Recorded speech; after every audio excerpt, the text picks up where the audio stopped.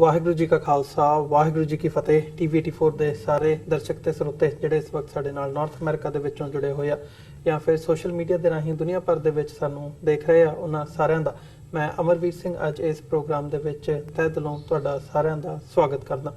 Viewers, ਜਦੋਂ ਅਸੀਂ ਅੱਜ ਇੱਥੇ ਗੱਲ ਕਰ ਰਹੇ ਹਾਂ ਤਾਂ ਸਾਡੇ ਹੋਮਲੈਂਡ ਪੰਜਾਬ ਦੇ ਵਿੱਚ ਹੋਵੇ, ਈਸਟ ਪੰਜਾਬ ਜਾਂ ਵੈਸਟ ਪੰਜਾਬ ਦੀ ਜਦੋਂ ਅਸੀਂ ਗੱਲ ਕਰਦੇ ਹਾਂ ਤਾਂ ਉੱਥੇ 23 ਮਾਰਚ ਦਾ ਜਿਹੜਾ ਸੂਰਜ ਹੈ ਉਹ ਚੜ੍ਹ ਚੁੱਕਿਆ ਤੇ 23 ਮਾਰਚ ਦਾ ਜਿਹੜਾ ਦਿਨ ਹੈ ਉਹ ਇੱਕ ਇਤਿਹਾਸਕ ਅਹਿਮੀਅਤ ਰੱਖਦਾ।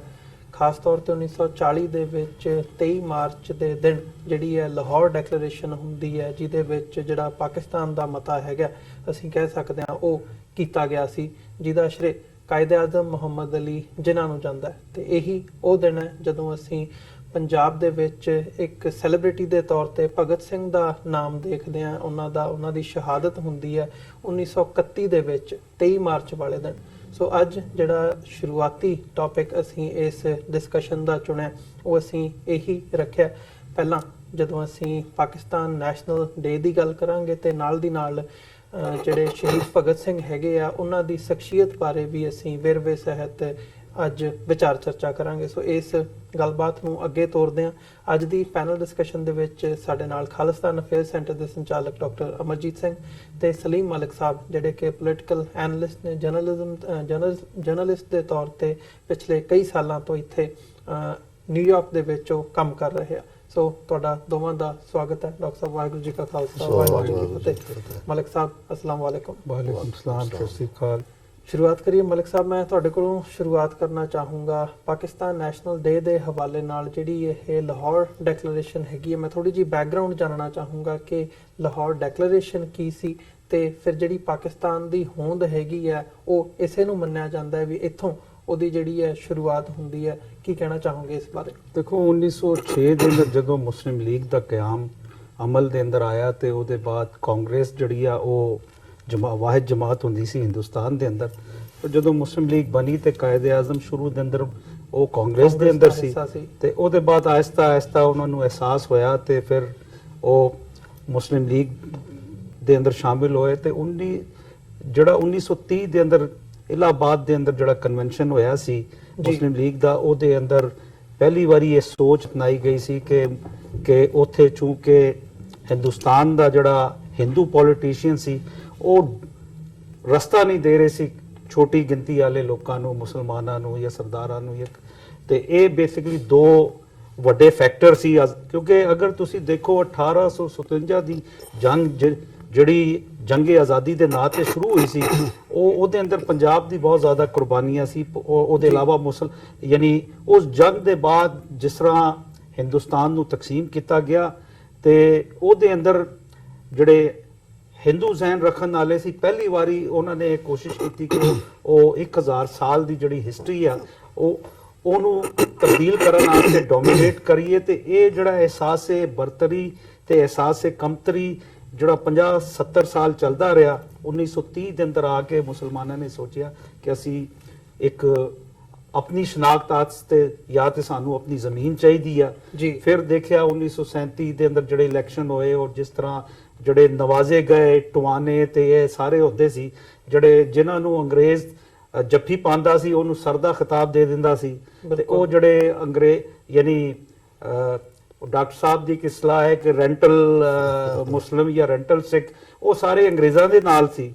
ਤੇ 1940 ਦੇ ਅੰਦਰ ਆ ਕੇ ਇਹ ਸੋਚ ਜਿਹੜੀ ਆ ਪੱਕੀ ਹੋ ਗਈ ਸੀ ਕਿ ਅਸੀਂ ਆਪਣੇ ਵਾਸਤੇ ਇੱਕ ਅਲੱਗ ਮੁਲਕ ਲੈਣਾ ਹੈ ਜਿੱਥੇ ਅਸੀਂ ਆਪਣੀ ਰਸਮੋ ਰਿਵਾਜ ਤੇ ਆਪਣੇ ਕਲਚਰ ਦੇ ਹਿਸਾਬ ਨਾਲ, ਆਪਣੇ ਮਜ਼ਹਬ ਦੇ ਹਿਸਾਬ ਨਾਲ ਅਸੀਂ ਜਿਹੜਾ ਹੈ ਜ਼ਿੰਦਾ ਰਹਿ ਸਕੀਏ। ਤੇ 1940 ਦੇ ਅੰਦਰ ਜਦੋਂ ਇਹ ਕਰਾਰਦਾਦ ਪੇਸ਼ ਕੀਤੀ ਗਈ 23 ਮਾਰਚ 1940, ਉਹ ਤਾਰੀਖਾਂ ਦੇ ਅੰਦਰ 23 ਤੋਂ 24 25 ਹੋ ਸਕਦਾ ਹੈ, ਲੇਕਿਨ ਇਹ ਕਿ ਉਹਦੇ ਅੰਦਰ ਜਦੋਂ ਇਹ ਕਰਾਰਦਾਦ ਪੇਸ਼ ਕੀਤੀ ਗਈ, ਉਹ ਮੁਸਲਿਮ ਲੀਗ ਦੇ ਬੜੇ ਨਾਮਵਰ ਨਾਮਚੀਨ ਲੀਡਰ ਸੀ, ਉਹਨਾਂ ਨੇ ਜਦੋਂ ਇਹ ਕਰਾਰਦਾਦ ਪੇਸ਼ ਕੀਤੀ ਤੇ ਕਾਇਦ-ਏ-ਆਜ਼ਮ ਨੇ ਉਸ ਜਿਹੜਾ ਲੱਖਾਂ ਦਾ ਯਾਨੀ ਜਮੇ ਗਫੀਰ ਸੀ ਉਹਦੇ ਅੰਦਰ ਇਸ ਗੱਲ ਦੀ ਤਾਇਦ ਕੀਤੀ ਕਿ ਅਸੀਂ ਹੁਣ ਅਲੱਗਾ ਮੁਲਕ ਲਵਾਂਗੇ।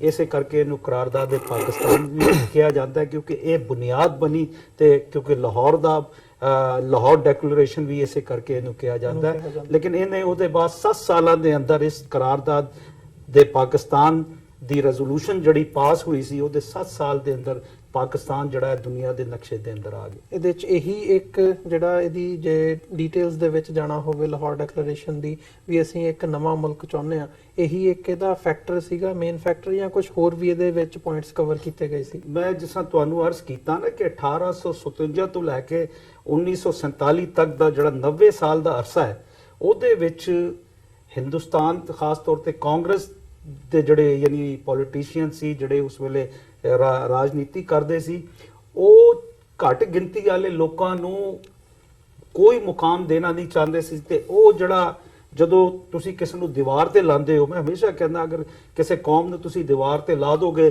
ਤਾਂ ਉਹ ਬਗਾਵਤ ਜਿਹੜਾ ਹੈ ਉਹਦਾ ਅਲਮ ਬੁਲੰਦ ਕਰੇਗੀ। ਤੇ ਮੁਸਲਮਾਨਾਂ ਦੀ ਇੱਕ ਹਿਸਟਰੀ ਸੀ, ਮੁਸਲਮਾਨਾਂ ਨੇ ਤਕਰੀਬਨ 1000 ਸਾਲ ਉੱਥੇ ਰੂਲ ਕੀਤਾ ਔਰ ਉਹਦੇ ਬਾਅਦ ਇੱਕਦਮ ਜਦੋਂ ਉਹਨਾਂ ਨੂੰ ਦੀਵਾਰ ਤੇ ਲਾਇਆ ਗਿਆ, ਖਾਸ ਤੌਰ ਤੇ ਯੂਪੀ ਬਿਹਾਰ ਦਾ ਜਿਹੜਾ ਮੁਸਲਮਾਨ ਸੀ ਉਹ ਪੜ੍ਹੇ ਲਿਖਿਆ ਮੁਸਲਮਾਨ ਸੀ, ਉਹ ਜਿਹੜੇ ਹਿੰਦੂ ਜਿਹੜੇ ਸੀ ਉਹਨਾਂ ਦਾ ਮੁਕਾਬਲਾ ਕਰਦਾ ਸੀ ਐਜੂਕੇਸ਼ਨ ਦੇ ਮੈਦਾਨ ਦੇ ਅੰਦਰ ਜੀ। ਤੇ ਉਹਨਾਂ ਨੂੰ ਖਾਸ ਤੌਰ ਸਰ ਸੈਯਦ ਅਹਿਮਦ ਖਾਨ ਜੇ ਸੋਚ ਰੱਖਣ ਵਾਲੇ ਜਿਨ੍ਹਾਂ ਨੇ ਅਲੀਗੜ੍ਹ ਯੂਨੀਵਰਸਿਟੀ ਦਾ ਕਿਆਮ ਲੈ ਕੇ ਇਸੇ ਕਰਕੇ ਕਿ ਉਹਨਾਂ ਨੇ ਜਾਣ ਲਿਆ ਸੀ ਕਿ ਹੁਣ ਅਸੀਂ ਅਗਰ ਇਸ ਖਿੱਤੇ ਦੇ ਅੰਦਰ ਰਹਿਣਾ ਹੈ ਤੇ ਸਾਨੂੰ ਐਜੂਕੇਸ਼ਨ ਦੇ ਅੰਦਰ ਵੀ ਆਣਾ ਪਏਗਾ। ਸਾਨੂੰ ਨਹੀਂ ਤੇ ਪਹਿਲੇ ਤੇ ਅਸੀਂ ਕਹਿੰਦੇ ਸੀ ਇਹ ਫਰੰਗੀ ਦੀ ਜ਼ਬਾਨ ਹੈ, ਕਿਉਂਕਿ ਸਾਡਾ ਇਹ ਸੀ ਕਿ ਗੋਰਿਆਂ ਨੇ ਆ ਕੇ ਸਾਡੀ ਧਰਤੀ ਤੇ ਕਬਜ਼ਾ ਕਰ ਲਿਆ। ਲੇਕਿਨ ਇਸ ਮਾਈਂਡਸੈਟ ਨੂੰ ਚੇਂਜ ਕਰਨ ਦੇ ਅੰਦਰ 90 ਸਾਲ ਲੱਗੇ ਤੇ ਇਹ ਜਿਹੜਾ ਹਿੰਦੁਸਤਾਨ ਦੇ ਜਿਹੜੇ ਕਾਂਗਰਸ ਦੇ ਨੇਤਾ ਸੀ ਜਿਹੜੇ ਜਗ੍ਹਾ ਨਹੀਂ ਦੇਣਾ ਚਾਹੁੰਦੇ ਸੀ ਕਿਸੇ ਨੂੰ ਵੀ, ਅਗਰ ਤੁਸੀਂ ਦੇਖੋ ਤੇ ਇਹੀ ਵਜ੍ਹਾ ਸੀ ਕਿ ਔਰ ਇਤਫਾਕ ਨਾਲ ਇਹ ਸਾਡੀ ਖੁਸ਼ਕਿਸਮਤੀ ਹੈ ਕਿ ਸਾਨੂੰ ਇਲਾਮਾ ਇਕਬਾਲ, ਕਾਇਦੇ ਆਜ਼ਮ, ਖਲੀਕ ਜ਼ਮਾਂ, ਮੌਲਾਨਾ ਸ਼ੌਕਤ ਅਲੀ, ਮੌਲਾਨਾ ਜੋਹਰ ਅਲੀ, आई ਚੰਡੀਗੜ੍ਹ, ਹੁਸੈਨ ਹਾरून ਜੇ ਲੋਕ ਯਾਨੀ 19ਵੀਂ ਸਦੀ ਦੇ ਅੰਦਰ ਉਹ ਯਾਨੀ ਕਦਾਵਰ ਲੀਡਰ ਮਿਲੇ ਜਿਨ੍ਹਾਂ ਨੇ ਇਸ ਤਹਿਰੀਕ ਨੂੰ ਅੱਗੇ ਲੈ ਕੇ ਗਏ। ਜੀ ਡਾਕਟਰ ਸਾਹਿਬ, ਜਿਵੇਂ ਤੁਸੀਂ ਵੀ ਕਾਇਦੇ ਆਜ਼ਮ ਨੂੰ ਹਮੇਸ਼ਾ ਐਪਰੀਸ਼ੀਏਟ ਕਰਦੇ ਹੋ, ਉਹਨਾਂ ਨੂੰ ਇੱਕ ਲੀਡਰ ਦੇ ਤੌਰ ਤੇ ਆਪਣਾ ਵੀ ਤੁਸੀਂ ਰੋਲ ਮਾਡਲ ਕਹਿੰਦੇ ਹੋ, ਅੱਜ ਜਿਸ ਮੁਕਾਮ ਤੇ ਅਸੀਂ ਗੱਲ ਕਰ ਰਹੇ ਹਾਂ ਇਸ ਇਤਿਹਾਸਕ ਦਿਨ, ਜਿਸ ਦਿਨ ਨੂੰ ਪਾਕਿਸਤਾਨ ਨੈਸ਼ਨਲ ਡੇ ਦੇ ਤੌਰ ਤੇ ਜਾਣਿਆ ਜਾਂਦਾ ਹੈ, ਕੀ ਕਹਿਣਾ ਚਾਹੋਗੇ ਇਸ ਬਾਰੇ?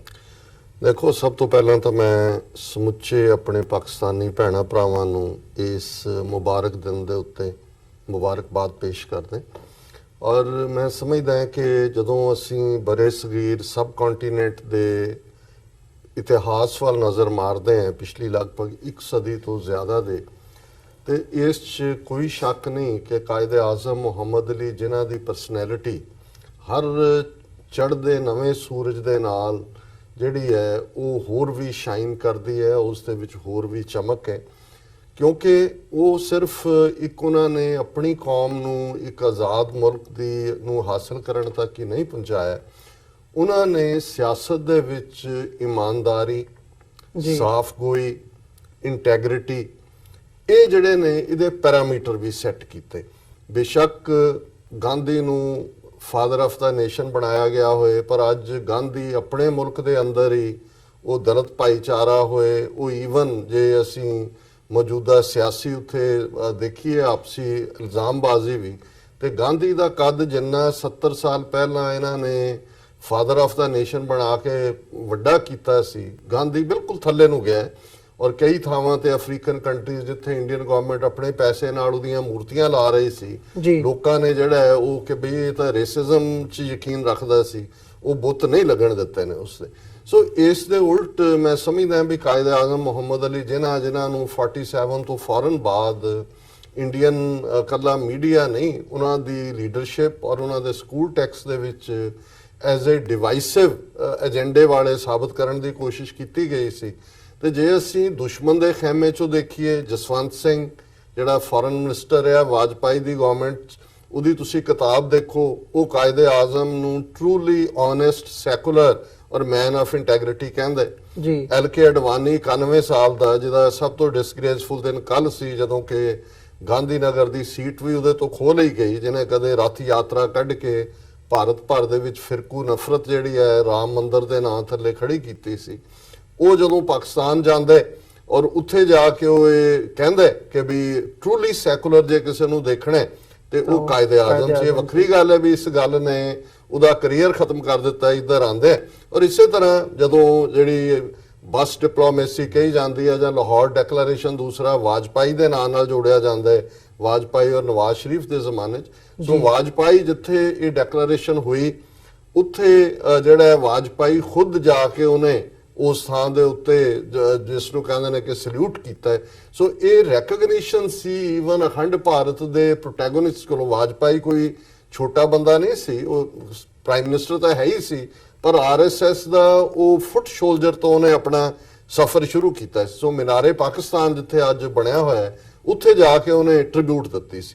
ਸੋ ਕੁੱਲ ਮਿਲਾ ਕੇ ਮੈਂ ਸਮਝਦਾ ਹਾਂ ਵੀ ਇਸ ਸਾਰੇ ਪੀਰੀਅਡ 'ਚ ਅੱਜ ਜੋ ਭਾਰਤ ਦੇ ਨਕਸ਼ੇ ਦੇ ਵਿੱਚ 200 ਮਿਲੀਅਨ ਮੁਸਲਮਾਨਾਂ ਦੇ ਨਾਲ ਹੋ ਰਿਹਾ, 30 ਮਿਲੀਅਨ ਸਿੱਖਾਂ ਦੇ ਨਾਲ ਹੋ ਰਿਹਾ, 100 ਮਿਲੀਅਨ ਤੋਂ ਜ਼ਿਆਦਾ ਦਲਿਤਾਂ ਦੇ ਨਾਲ ਹੋ ਰਿਹਾ, 30 ਮਿਲੀਅਨ ਈਸਾਈਆਂ ਨਾਲ ਹੋ ਰਿਹਾ। ਹਿੰਦੂਤਵਾਦੀ ਆਈਡੀਓਲੋਜੀ ਕਿਸ ਹੱਦ ਤੱਕ ਨਫ਼ਰਤ ਨਾਲ ਭਰੀ ਹੋਈ ਹੈ। ਮੈਂ ਸਮਝਦਾ ਹਾਂ ਵੀ ਜਿਹੜਾ ਮੁਸਲਮਾਨਾਂ ਦਾ ਵੀ ਇੱਕ ਤਬਕਾ ਜਿਹੜਾ ਕਾਇਦੇ ਆਜ਼ਮ ਦੇ ਜਿਉਂਦੇ ਜੀ ਵਿਰੋਧੀ ਸੀ ਪਾਕਿਸਤਾਨ ਦੇ ਕਨਸੈਪਟ ਦਾ, ਜਿਨ੍ਹਾਂ 'ਚ ਈਵਨ ਜਮਾਇਤ ਇਸਲਾਮੀ ਦਾ ਫਾਊਂਡਰ ਵੀ ਸ਼ਾਮਲ ਹੈ, ਅੱਜ ਉਹ ਵੀ ਆਪਣੀਆਂ ਗ੍ਰੇਵਸ ਦੇ ਵਿੱਚ ਟਰਨ ਕਰ ਰਹੇ ਹੋਣੇ ਨੇ ਕਿ ਹਾਊ ਰਾਈਟ ਵਾਸ ਕਾਇਦੇ ਆਜ਼ਮ, ਕਿ ਜਦੋਂ ਉਹਨਾਂ ਨੇ ਬਾਰ-ਬਾਰ ਗਾਂਧੀ ਬਾਰੇ ਜਾਂ ਇਹ ਜਿਹੜੀ ਹਿੰਦੂਤਵੀ ਸੋਚ ਸੀ ਇਸ ਦੇ ਉੱਤੇ ਜਿਹੜਾ ਹੈ ਉਹ ਬੜੀ ਸਪਸ਼ਟਤਾ ਦੇ ਨਾਲ ਜੇ ਗਾਂਧੀ ਬਾਰੇ ਕਿਹਾ ਉਹਨਾਂ ਨੇ ਕਿ whenever Gandhi has come to meet me he has come to cheat me. ਜਾਂ ਉਹਨਾਂ ਨੇ ਸਿੱਖ ਲੀਡਰਾਂ ਨੂੰ ਕਿਹਾ ਕਿ Sikhs are politically naive, they have seen Hindus as the co-slaves, but when they will see them as the rulers, they will see their true face. When Hindus will be the masters and Sikhs will be the slaves. और मैं समझता है भी Lahore declaration च बेशक Pakistan लफज mention नहीं है, पर ਇਹ ਉਸ ਹੱਦ ਤੱਕ ਗੱਲ ਜਾ ਚੁੱਕੀ ਸੀ ਜੇ ਕਾਇਦੇ ਆਜ਼ਮ ਦਾ ਅਸੀਂ ਪੋਲੀਟੀਕਲ ਸਫਰ ਵੱਲ ਦੇਖੀਏ, ਜਿਵੇਂ ਮਲਕ ਸਾਹਿਬ ਨੇ ਮੈਂਸ਼ਨ ਕੀਤਾ, ਤੇ ਉਹ ਟਰੂਲੀ ਸੈਕੂਲਰ ਉਸ ਖਿੱਤੇ ਦੀ ਵੈਲਫੇਅਰ, ਲੋਕਾਂ ਦੀ ਵੈਲਫੇਅਰ, ਲੋਕਾਂ ਦੇ ਵਿੱਚ ਇੱਕ ਜਾਗਰਤੀ ਔਰ ਇਮਾਨਦਾਰੀ ਦੇ ਪ੍ਰਤੀਕ ਸੀ। ਜਿਵੇਂ ਸਰ ਅਲਾਮਾ ਇਕਬਾਲ ਸੀ, ਉਹੀ ਅਲਾਮਾ ਇਕਬਾਲ ਜਿਨ੍ਹਾਂ ਨੇ ਨਗਮਾ ਲਿਖਿਆ, ਸਾਰੇ ਜਹਾਂ ਸੇ ਅੱਛਾ ਹੈ ਹਿੰਦੁਸਤਾਨ ਹਮਾਰਾ, हम बुलबुले हैं इसकी ये गुलिस्तान हमारा। फिर वो की सफर है कि वही अलामा इकबाल जिहड़ा जहान तो अच्छा हिंदुस्तान नूं कह रहे हैं, वो इस हद तक चले जाते हैं कि शर्म सी आती है मुझको इसको वतन कहते हुए। हुण वो की है कायदे आजम का जे असी सफर देखिए, उन्होंने उस स्टेज ते गांधी और दूजा, क्योंकि गांधी भी साउथ अफ्रीका तो नवा नवा आया और वो भी बहुत एडमायर करता सी, पर उन्होंने गांधी ਜਾਂ ਨਹਿਰੂ ਲੇਟਰ ਔਨ ਪਟੇਲ ਉਹਨਾਂ ਵਿਚਲਾ ਸੈਕੂਲਰਿਜ਼ਮ ਦੇ ਲਬਾਦੇ 'ਚ ਲੁਕਿਆ ਸ਼ੁੱਧ ਹਿੰਦੂ ਦੇਖ ਲਿਆ ਕਿ ਕਿਵੇਂ ਉਹ ਓਪਰਚੁਨਿਸਟ ਹੈ। ਔਰ ਦੋ ਚੀਜ਼ਾਂ ਜਿਨ੍ਹਾਂ ਨੇ ਤੋੜ ਵਿਛੋੜ ਕਾਇਦੇ ਆਜ਼ਮ ਦਾ ਕਰਵਾਇਆ ਕਾਂਗਰਸ ਨਾਲੋਂ, ਕੁਛ ਦੇਰ ਉਹ ਐਟ ਏ ਡਿਸਟੈਂਸ ਰਹੇ ਔਰ ਇਵੈਂਚੁਅਲੀ ਉਹਨਾਂ ਨੇ ਮੁਸਲਿਮ ਲੀਗ ਨੂੰ ਲੀਡ ਕੀਤਾ। ਪਹਿਲਾ ਸੀ ਗਾਂਧੀ ਦੀ ਨਾਨ ਕੋਆਪਰੇਸ਼ਨ ਜੀ, ਕਿਉਂਕਿ ਕਾਇਦੇ ਆਜ਼ਮ ਰੂਲ ਆਫ ਦਾ ਲਾਅ 'ਚ ਯਕੀਨ ਰੱਖਦੇ ਸੀ। ਉਹ ਸਮਝਦੇ ਸੀ ਵੀ ਇਹ ਜਿਹੜਾ ਰਸਤਾ ਚੁਣ ਰਹੇ ਨੇ ਇਹ ਐਨਾਰਕੀ ਪੈਦਾ ਕਰੇਗਾ, ਕੇਓਸ ਪੈਦਾ ਕਰੇਗਾ, ਔਰ ਇਹ ਇੱਕ ਐਵੇਂ ਆਨੇ ਬਹਾਨੇ ਜਿਹੜਾ ਹੈ ਕਿਸੇ ਹੋਰ ਪਾਸੇ ਤੋਰਨ ਦੀ ਲਾਈਨ ਹੈ।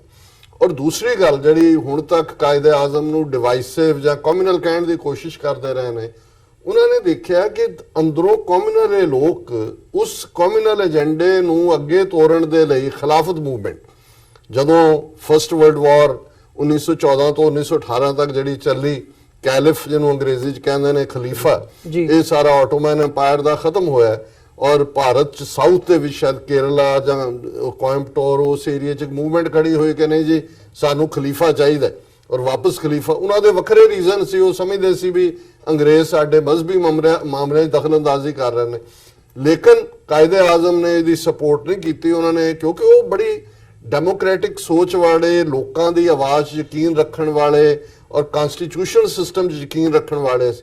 ਇਹਦੇ ਉਲਟ ਗਾਂਧੀ ਖੁੱਲ੍ਹ ਕੇ ਖਿਲਾਫਤ ਮੂਵਮੈਂਟ ਦੇ ਹੱਕ 'ਚ ਆ ਗਿਆ ਔਰ ਉਹਨਾਂ ਨੇ ਦੇਖਿਆ ਕਿ ਵੀ ਇਹ ਤਾਂ ਹਿਪੋਕ੍ਰੇਸੀ ਹੈ, ਇਹ ਖੁਦ ਕੁਛ ਪ੍ਰੈਕਟਿਸ ਕਰਦੇ ਨੇ, ਇਧਰ ਰਾਮ ਰਾਜ ਕਰ ਰਹੇ ਨੇ, ਉਧਰ ਖਲੀਫੇ ਦੀ ਗੱਲ ਕਰ ਰਹੇ ਨੇ। ਸੋ ਮੈਂ ਇਹ ਸਮਝਦਾ ਹਾਂ ਵੀ ਪਾਕਿਸਤਾਨੀ ਕੌਮ ਔਰ ਅੱਜ ਜਦੋਂ ਕਿ 14 ਫਰਵਰੀ ਤੋਂ ਲੈ ਕੇ ਜਿਸ ਹਾਲਾਤ 'ਚੋਂ ਉਸ ਖਿੱਤੇ ਦੇ ਲੋਕ ਔਰ ਉਸ ਖਿੱਤੇ ਨਾਲ ਜੁੜੇ ਹੋਏ ਪਿਆਰ ਕਰਨ ਵਾਲੇ ਲੋਕ ਲੰਘੇ ਨੇ, ਇਸ ਵਾਰ 23 ਮਾਰਚ ਨੂੰ ਲੈ ਕੇ ਬੜੀ ਫਰਵਰ ਹੈ, ਬੜਾ ਉਤਸ਼ਾਹ ਹੈ, ਐਂਥੂਸੀਆਜ਼ਮ ਹੈ।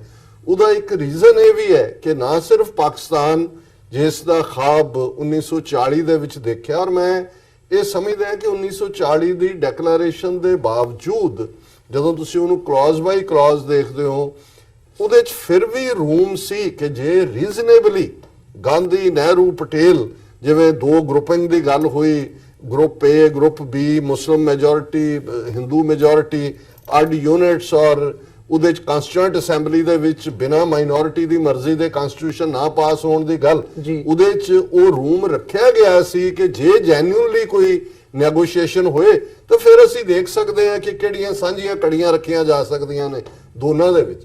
ਪਰ ਜਦੋਂ ਨਹਿਰੂ ਨੇ ਫਾਈਨਲੀ 1946 ਦੇ ਵਿੱਚ ਪ੍ਰੈਸ ਕਾਨਫਰੰਸ ਕਰਕੇ ਕਿਹਾ ਜੀ ਜਿਹੜੀ ਕਨਸਟੀਟਿਊਐਂਟ ਅਸੈਂਬਲੀ ਹੈ ਤਾਂ ਸਿੰਪਲ ਮੈਜੋਰਿਟੀ ਦੇ ਨਾਲ ਹੀ ਉਹਨਾਂ ਨੇ ਕਿਹਾ ਜੀ ਆਹ ਹੈ ਇਹਨਾਂ ਦੀ ਜਿਹੜੀ ਜ਼ਹਿਨੀਅਤ ਹੈ।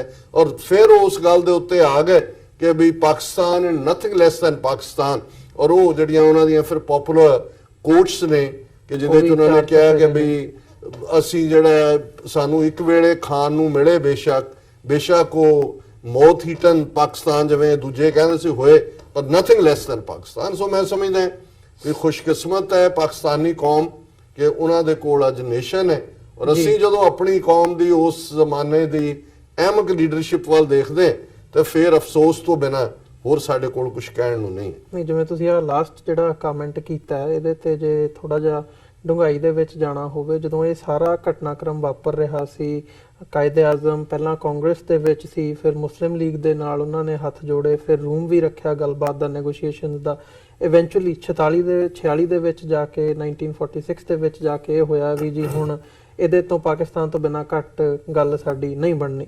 ਸੋ ਸਿੱਖ ਲੀਡਰਸ਼ਿਪ ਨੂੰ ਇਹ ਸਾਰੀਆਂ ਗੱਲਾਂ ਨਜ਼ਰ ਨਹੀਂ ਸੀ ਆ ਰਹੀਆਂ ਉਸ ਵਕਤ ਜਦੋਂ ਇਹ ਸਾਰਾ ਘਟਨਾਕ੍ਰਮ ਵਾਪਰ ਰਿਹਾ ਸੀ ਵੀ ਅਸੀਂ ਵੀ ਇਹਦੇ ਵਿੱਚੋਂ ਕੁਝ ਆਪਣਾ ਕੱਢ ਲਈਏ।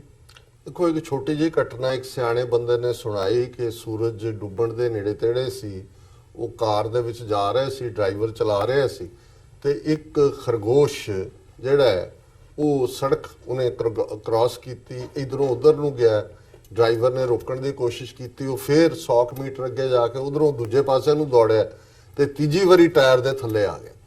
ਔਰ ਉਹ ਜਿਹੜਾ ਸਿਆਣਾ ਬੰਦਾ ਡਰਾਈਵਰ ਨਾਲ ਬੈਠਾ ਸੀ ਉਹਨੇ ਉਹਨੂੰ ਪੁੱਛਿਆ ਕਿ ਵੀ ਤੈਨੂੰ ਪਤਾ ਹੈ ਵੀ ਇਹ ਕਿਉਂ ਮਰ ਗਿਆ?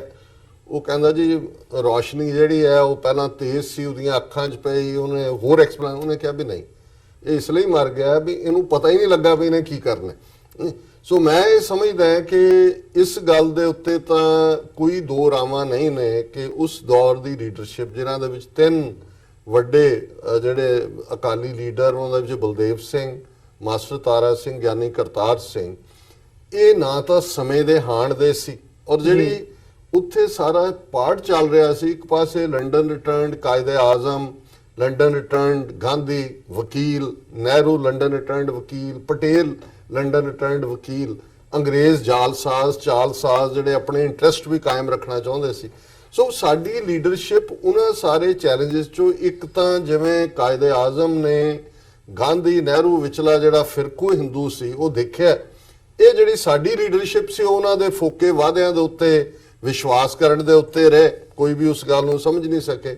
ਔਰ ਦੂਸਰਾ ਮੈਂ ਸਮਝਦਾ ਵੀ ਜਦੋਂ ਤੁਸੀਂ ਨੈਗੋਸ਼ੀਏਸ਼ਨ ਦੀ ਟੇਬਲ ਤੇ ਬੈਠਦੇ ਹੋ ਤੁਹਾਡਾ ਵਿਜ਼ਨ ਕਲੀਅਰ ਹੋਣਾ ਚਾਹੀਦਾ ਹੈ ਕਿ ਤੁਸੀਂ ਜਿਨ੍ਹਾਂ ਨਾਲ ਗੱਲਬਾਤ ਕਰ ਰਹੇ ਹੋ ਤੁਸੀਂ ਕਿਸ ਲੈਵਲ ਤੱਕ ਲਿਆਣਾ। ਸੋ ਉਸ ਦੌਰ ਦੀ ਲੀਡਰਸ਼ਿਪ ਨੇ ਇਹ ਨਹੀਂ ਕਿ ਆਪਣਾ ਕੁਝ ਨਹੀਂ ਬਣਾਇਆ, ਉਹਨਾਂ ਨੇ ਕਾਂਗਰਸ ਦੇ ਢਹਿ ਚੜ ਕੇ ਪਾਕਿਸਤਾਨ ਰੋਕਣ ਦੇ ਲਈ ਸਭ ਤੋਂ ਅੱਗੇ ਹੋ ਕੇ ਜਿਹੜਾ ਉਹ ਨਾਅਰੇਬਾਜ਼ੀ ਵੀ ਕੀਤੀ ਔਰ ਹੋਰ ਹਰਕਤਾਂ ਵੀ ਕੀਤੀਆਂ, ਜਿਹਦਾ ਨਤੀਜਾ 47 ਦਾ ਜਿਹੜਾ ਪਾਗਲਪਨ ਹੈ ਦੋਵਾਂ ਪੰਜਾਬਾਂ ਦੇ ਵਿੱਚ ਹੋਇਆ, ਉਸ ਦਾ ਵੀ ਇੱਕ ਰੀਜ਼ਨ ਇਹ ਇਕੱਲੀ ਅਕਾਲੀ ਲੀਡਰਸ਼ਿਪ ਇਸ ਲਈ ਜ਼ਿੰਮੇਵਾਰ ਨਹੀਂ ਹੈ ਕਿ ਉਹਨਾਂ ਨੇ ਸਿੱਖਾਂ ਦਾ ਕੁਝ ਨਹੀਂ ਬਣਨ ਦਿੱਤਾ। ਮੈਂ ਸਮਝਦਾ ਵੀ ਉਹ ਕਾਂਗਰਸ ਦੇ ਹੱਥ ਠੋਕ ਕੇ ਬਣੇ, ਔਰ ਕਾਂਗਰਸ ਬੜੀ ਚਲਾਕੀ ਦੇ ਨਾਲ ਉਹਨਾਂ ਨੇ ਇਸ ਸਿੱਖ ਕਾਰਡ ਨੂੰ ਪਲੇ ਕੀਤਾ, ਔਰ ਇਹ ਲੀਡਰਸ਼ਿਪ ਜਿਹੜੀ ਹੈ ਇਹਨਾਂ ਨੂੰ ਇਹ ਪਤਾ ਹੀ ਨਹੀਂ ਸੀ ਕਿ ਵੀ ਇਹ ਕਿਸ ਜਿਹੜਾ ਦੇ ਵਿੱਚ ਵਾਕ ਕਰ ਰਹੇ ਨੇ, ਕਿਸ ਟ੍ਰੈਪ ਦੇ ਵਿੱਚ ਜਿਹੜਾ ਉਹਨਾਂ ਦੇ ਲਈ ਲੇ ਕੀਤਾ ਗਿਆ। ਔਰ ਇਹਦੇ ਬਾਵਜੂਦ ਕਿ ਅੰਗਰੇਜ਼ਾਂ ਦੀ ਸਿੱਖਾਂ ਦੇ ਨਾਲ ਕਿਤੇ ਨਾ ਕਿਤੇ ਹਮਦਰਦੀ ਸੀ ਜੀ, ਕਿਉਂਕਿ 1849 ਚ ਰਾਜ ਵੀ ਸਿੱਖਾਂ ਤੋਂ ਲਿਆ ਹੋਇਆ ਸੀ ਉਸ ਖਿੱਤੇ ਦਾ। ਦੋਵੇਂ ਵਰਲਡ ਵਾਰਸ ਦੇ ਵਿੱਚ ਸਿੱਖਾਂ ਦੀ ਵੱਡੀ ਕੰਟਰੀਬਿਊਸ਼ਨ ਸੀ। ਤਾਜ਼ਾ ਸੈਕੰਡ ਵਰਲਡ ਵਾਰ ਖਤਮ ਹੋ ਕੇ ਹਟਿਆ ਸੀ, ਜਿਹਦੇ ਚ ਵੱਡੀ ਗਿਣਤੀ ਚ ਸਿੱਖਾਂ ਨੇ, ਪੰਜਾਬੀ ਮੁਸਲਮਾਨਾਂ ਨੇ ਕੁਰਬਾਨੀਆਂ ਦਿੱਤੀਆਂ ਹੋਈਆਂ ਸੀ। ਸੋ ਉਹਦੀ ਹਮਦਰਦੀ ਸੀ। ਤੀਸਰਾ, 6 ਸਿੱਖ ਰਿਆਸਤਾਂ ਇੰਟੈਕਟ ਸੀ ਜਿਹੜੀਆਂ ਇੱਕ ਨਿਊਕਲੀਅਸ ਬਣ ਸਕਦੀਆਂ ਸੀ, ਪਟਿਆਲਾ, ਨਾਭਾ, ਜੀਂਦ, ਫਰੀਦਕੋਟ, ਕਪੂਰਥਲਾ, ਕੈਥਲ। ਔਰ ਅਬਵ ਆਲ ਇਹ ਸਾਰੇ ਦੇ ਕਿ ਸਿੱਖ ਫੌਜ ਦੇ ਵਿੱਚ ਵੱਡੀ ਗਿਣਤੀ ਦੇ ਵਿੱਚ ਸਨ, ਆਲਮੋਸਟ 32-33% ਜਿਹੜੇ ਆਫੀਸਰ ਸੀ ਬ੍ਰਿਟਿਸ਼ ਆਰਮੀ ਦੇ ਉਹ ਫੌਜੀ ਸੀ। 80% ਪਾਇਲਟ 에ਅਰ ਫੋਰਸ ਦੇ ਜਿਹੜੇ ਨੇ ਉਹ ਸਿੱਖ ਸਨ। 20% ਦੇ ਨੇੜੇ ਤੇੜੇ ਉਹਨਾਂ ਦੀ ਇਨਫੈਂਟਰੀ ਸਿੱਖ ਸੀ ਔਰ ਖੁਸ਼ਹਾਲ ਸਨ, ਭਾਵੇਂ ਉਹਨਾਂ ਦੀ ਆਬਾਦੀ ਉਸ ਵੇਲੇ ਦੇ ਪੰਜਾਬ ਦਾ 12-13% ਸੀ, ਪਰ 36% ਦੀ ਲੈਂਡ ਉਹ ਓਨ ਕਰਦੇ ਸੀ, ਰੈਵਨਿਊ ਪੇ ਕਰਦੇ ਸੀ। ਫਿਰ ਸੈਪਰੇਟ ਇਲੈਕਟੋਰੇਟ ਜਿਹੜੀ ਪਾਕਿਸਤਾਨ ਦੀ ਹੋਂਦ ਨਾ ਹੁੰਦੀ ਜੇ ਅੰਗਰੇਜ਼ਾਂ ਨੇ ਇਲੈਕਟੋਰੇਟ ਸੈਪਰੇਟ ਨਾ ਦਿੱਤਾ ਹੁੰਦਾ ਮੁਸਲਮਾਨਾਂ ਨੂੰ, ਕਿ ਮੁਸਲਮਾਨ ਹੀ ਜਿਹੜੇ ਨੇ ਆਪਣੇ ਨੁਮਾਇੰਦੇ ਮੁਸਲਮਾਨ ਨੂੰ ਚੁਣਦੇ ਸੀ, ਹਿੰਦੂ ਆਪਣਾ, ਔਰ ਸਿੱਖਾਂ ਕੋਲ ਵੀ ਸੈਪਰੇਟ ਇਲੈਕਟੋਰੇਟ ਸੀ। ਸੋ ਇਹ ਸਾਰੇ ਔਰ ਜਿੰਨੀਆਂ ਦੋਨੋਂ ਤਿੰਨੋਂ ਰਾਉਂਡ ਟੇਬਲ ਕਾਨਫਰੰਸਸ ਹੋਈਆਂ, ਸਿੱਖ ਤੀਸਰੀ ਧਿਰ ਸੀ, ਤੀਸਰੀ ਪਾਰਟੀ ਦੇ ਤੌਰ ਤੇ ਬ੍ਰਿਟਿਸ਼ ਨੇ ਰੈਕਗਨਾਈਜ਼ ਕੀਤਾ ਹੋਇਆ ਸੀ। ਸੋ ਇੰਨੇ ਪੋਜ਼ਿਟਿਵ ਫੈਕਟਰਸ ਦੇ ਹੁੰਦੇ ਆ, ਜੇ ਉਹਨੂੰ ਉਹ ਕਿਸੇ ਪੋਲੀਟੀਕਲ ਈਡੀਅਮ 'ਚ ਨਹੀਂ ਬਦਲ ਸਕੇ, ਨਾ ਅੰਗਰੇਜ਼ਾਂ ਤੋਂ ਇੰਡੀਪੈਂਡੈਂਟ ਖਾਲਿਸਤਾਨ ਲੈ ਸਕੇ, ਨਾ ਕਾਇਦੇ ਆਜ਼ਮ ਮੁਹੰਮਦ ਅਲੀ ਜਿਨ੍ਹਾਂ ਦੀ ਪ੍ਰਪੋਜ਼ਲ ਕਿ ਤੁਸੀਂ ਆਟੋਨਮਸ ਰੀਜਨ ਬਣਾ ਲਓ, ਕਨਫੈਡਰੇਟ ਪਾਕਿਸਤਾਨ ਨਾਲ ਕਰ ਲਓ, ਨਾ ਉਸ ਦੀ ਉਹਨਾਂ ਨੂੰ ਅਕਲ ਆਈ। ਤੇ ਤੀਸਰੀ ਆਪਸ਼ਨ, ਜੇ ਤੁਸੀਂ ਇਹਨਾਂ ਦੇ ਨਾਲ ਹੀ ਜਿਹੜਾ ਉਹ ਰੁਲਣਾ ਇਹਨਾਂ ਦੇ ਥੱਲੇ, ਤੁਸੀਂ ਜਨਾ ਸਾਹਿਬ ਦੀ ਆਫਰ ਲੈ ਕੇ ਕਾਂਗਰਸ ਨਾਲ ਨੈਗੋਸ਼ੀਏਟ ਕਰੋ, ਉਹਨਾਂ ਨੂੰ ਕਹੋ ਜੀ ਇਹ ਸਾਨੂੰ ਇਹ ਦਿੰਦੇ ਨੇ, ਤੁਸੀਂ ਦੱਸੋ ਕੀ ਦਿੰਦੇ ਹੋ, ਨਹੀਂ ਤਾਂ ਲੱਗੇ ਅਸੀਂ ਇੱਧਰ ਜੁਆਇਨ ਕਰਨ। ਕਿਸੇ ਤਾਂ ਗਰੰਟੀ ਦੇ ਥੱਲੇ ਜ਼ਬਾਨੀ ਕਲਾਮੀ ਗੱਲਾਂ ਹੈ ਕਿ ਜੀ ਉਹ ਨਹਿਰੂ ਨੇ ਕਹਿਤਾ ਹੈ ਕਿ ਜੀ we have no problem if the brave Sikhs of Punjab are given a province in the north so that they are able to enjoy the glow of freedom। ਸੁਣਾਈ ਜਾਓ, 70 ਸਾਲ ਹੋ ਗਏ, ਮੈਂ ਵੀ ਹਰ ਥਾਂ ਤੇ ਕੋਟ ਕਰਦਾ। ਜਾਂ ਗਾਂਧੀ ਨੇ ਕਿਹਾ 1931 ਚ, no constitution in India will be accepted which won't be acceptable to the Sikhs। ਸਿੱਖ ਨੁਮਾਇੰਦੇ ਤਾਂ ਬਾਹਰ ਆ ਗਏ, ਕੰਸਟੀਟਿਊਟ ਅਸੈਂਬਲੀ ਤੋਂ ਹਿੰਦੂ ਬਣਾਤਾ, ਕਰ ਲਓ ਹੁਣ ਤੁਸੀਂ 70 ਸਾਲ ਬਾਅਦ ਉਹਨਾਂ ਤੋਂ ਇਨਸਾਫ ਲੈ ਲਓ। ਸੋ ਮੈਂ ਸਮਝਦਾ ਵੀ ਜਿਹੜਾ ਲੀਡਰ ਹੁੰਦਾ ਹੈ ਉਹ ਵਿਜ਼ਨਰੀ ਹੁੰਦਾ ਹੈ, ਔਰ ਜਿਵੇਂ ਅਲਾਮਾ ਇਕਬਾਲ ਨੇ ਡਿਫਾਈਨ ਕੀਤਾ ਕਿ ਮਿੱਠ ਬੋਲੜਾ ਹੋਏ, ਉਸ ਦਾ ਉੱਚੀ ਉਡਾਨ ਹੋਏ ਔਰ ਉਹ ਦੂਰ ਅੰਦੇਸ਼ ਹੋਏ। ਸੋ ਮੈਂ ਸਮਝਦਾ ਵੀ ਮੁਸਲਮਾਨ ਕੌਮ ਖੁਸ਼ਕਿਸਮਤ ਸੀ ਕਿ ਉਹਨਾਂ ਦਾ ਬੇਸਿਕ ਫਿਲਾਸਫਰ ਪਾਕਿਸਤਾਨ ਦਾ ਥਾਟ ਅਲਾਮਾ ਇਕਬਾਲ ਦਾ, ਇਸ ਲਈ ਰਾਈਟਲੀ ਉਹ ਪਾਕਿਸਤਾਨ ਦੇ ਨੈਸ਼ਨਲ ਪੋਇਟ ਨੇ, ਫਿਲਾਸਫਰ ਨੇ, ਬਹੁਤ ਵੱਡੇ ਫਕੀਰ ਨੇ। ਮੈਂ ਤਾਂ ਸਮਝਦਾ ਕਿ ਉਹਨਾਂ ਨੇ, ਜੇ ਬਾਕੀਆਂ ਨੂੰ ਤਾਂ ਅੱਜ ਕੱਲ੍ਹ ਉਹ ਜਿਹੜਾ ਉਹ ਸਿਰ ਘੁਮਾ ਕੇ ਧਮਾਲਾਂ ਪਾਏ ਉਹਨੂੰ ਸੂਫੀ ਕਹਿਣ ਲੱਗ ਜਾਂਦੇ ਨੇ, ਜੇ ਸੂਫੀ ਦੇਖਣਾ ਹੋਏ ਜਿਹਦਾ ਰੰਗ ਪਿਆਰ ਦਾ, ਤਾਂ ਅਲਾਮਾ ਇਕਬਾਲ ਨੇ ਉਸ ਦੇ। ਔਰ ਕਾਇਦੇ ਆਜ਼ਮ ਮੁਹੰਮਦ ਅਲੀ ਜਿਨਾ, towel ring personality firm every angle. ਔਰ ਮੈਂ ਸਮਝਦਾ ਵੀ ਹਾਲਾਂ ਉਹਨਾਂ ਨੇ ਆਪਣੀ ਜ਼ਿੰਦਗੀ 'ਚ ਕੋਈ ਕਿਤਾਬ ਨਹੀਂ ਲਿਖੀ, ਪਰ ਉਹਨਾਂ ਤੇ ਕਿਤਾਬਾਂ ਲਿਖੀਆਂ ਗਈਆਂ। ਇਹ ਹੈ ਪਰਸਨੈਲਿਟੀ। ਵਕੀਲ ਚੰਗੇ, ਇਮਾਨਦਾਰ, ਹਰ ਪੱਖੋਂ ਵੈਲ ਡਰੈਸਡ, ਉਹਨਾਂ ਦਾ ਇੱਕ ਆਪਣਾ ਮੁਕਾਮ, ਇੱਕ ਆਪਣਾ ਔਰਾ।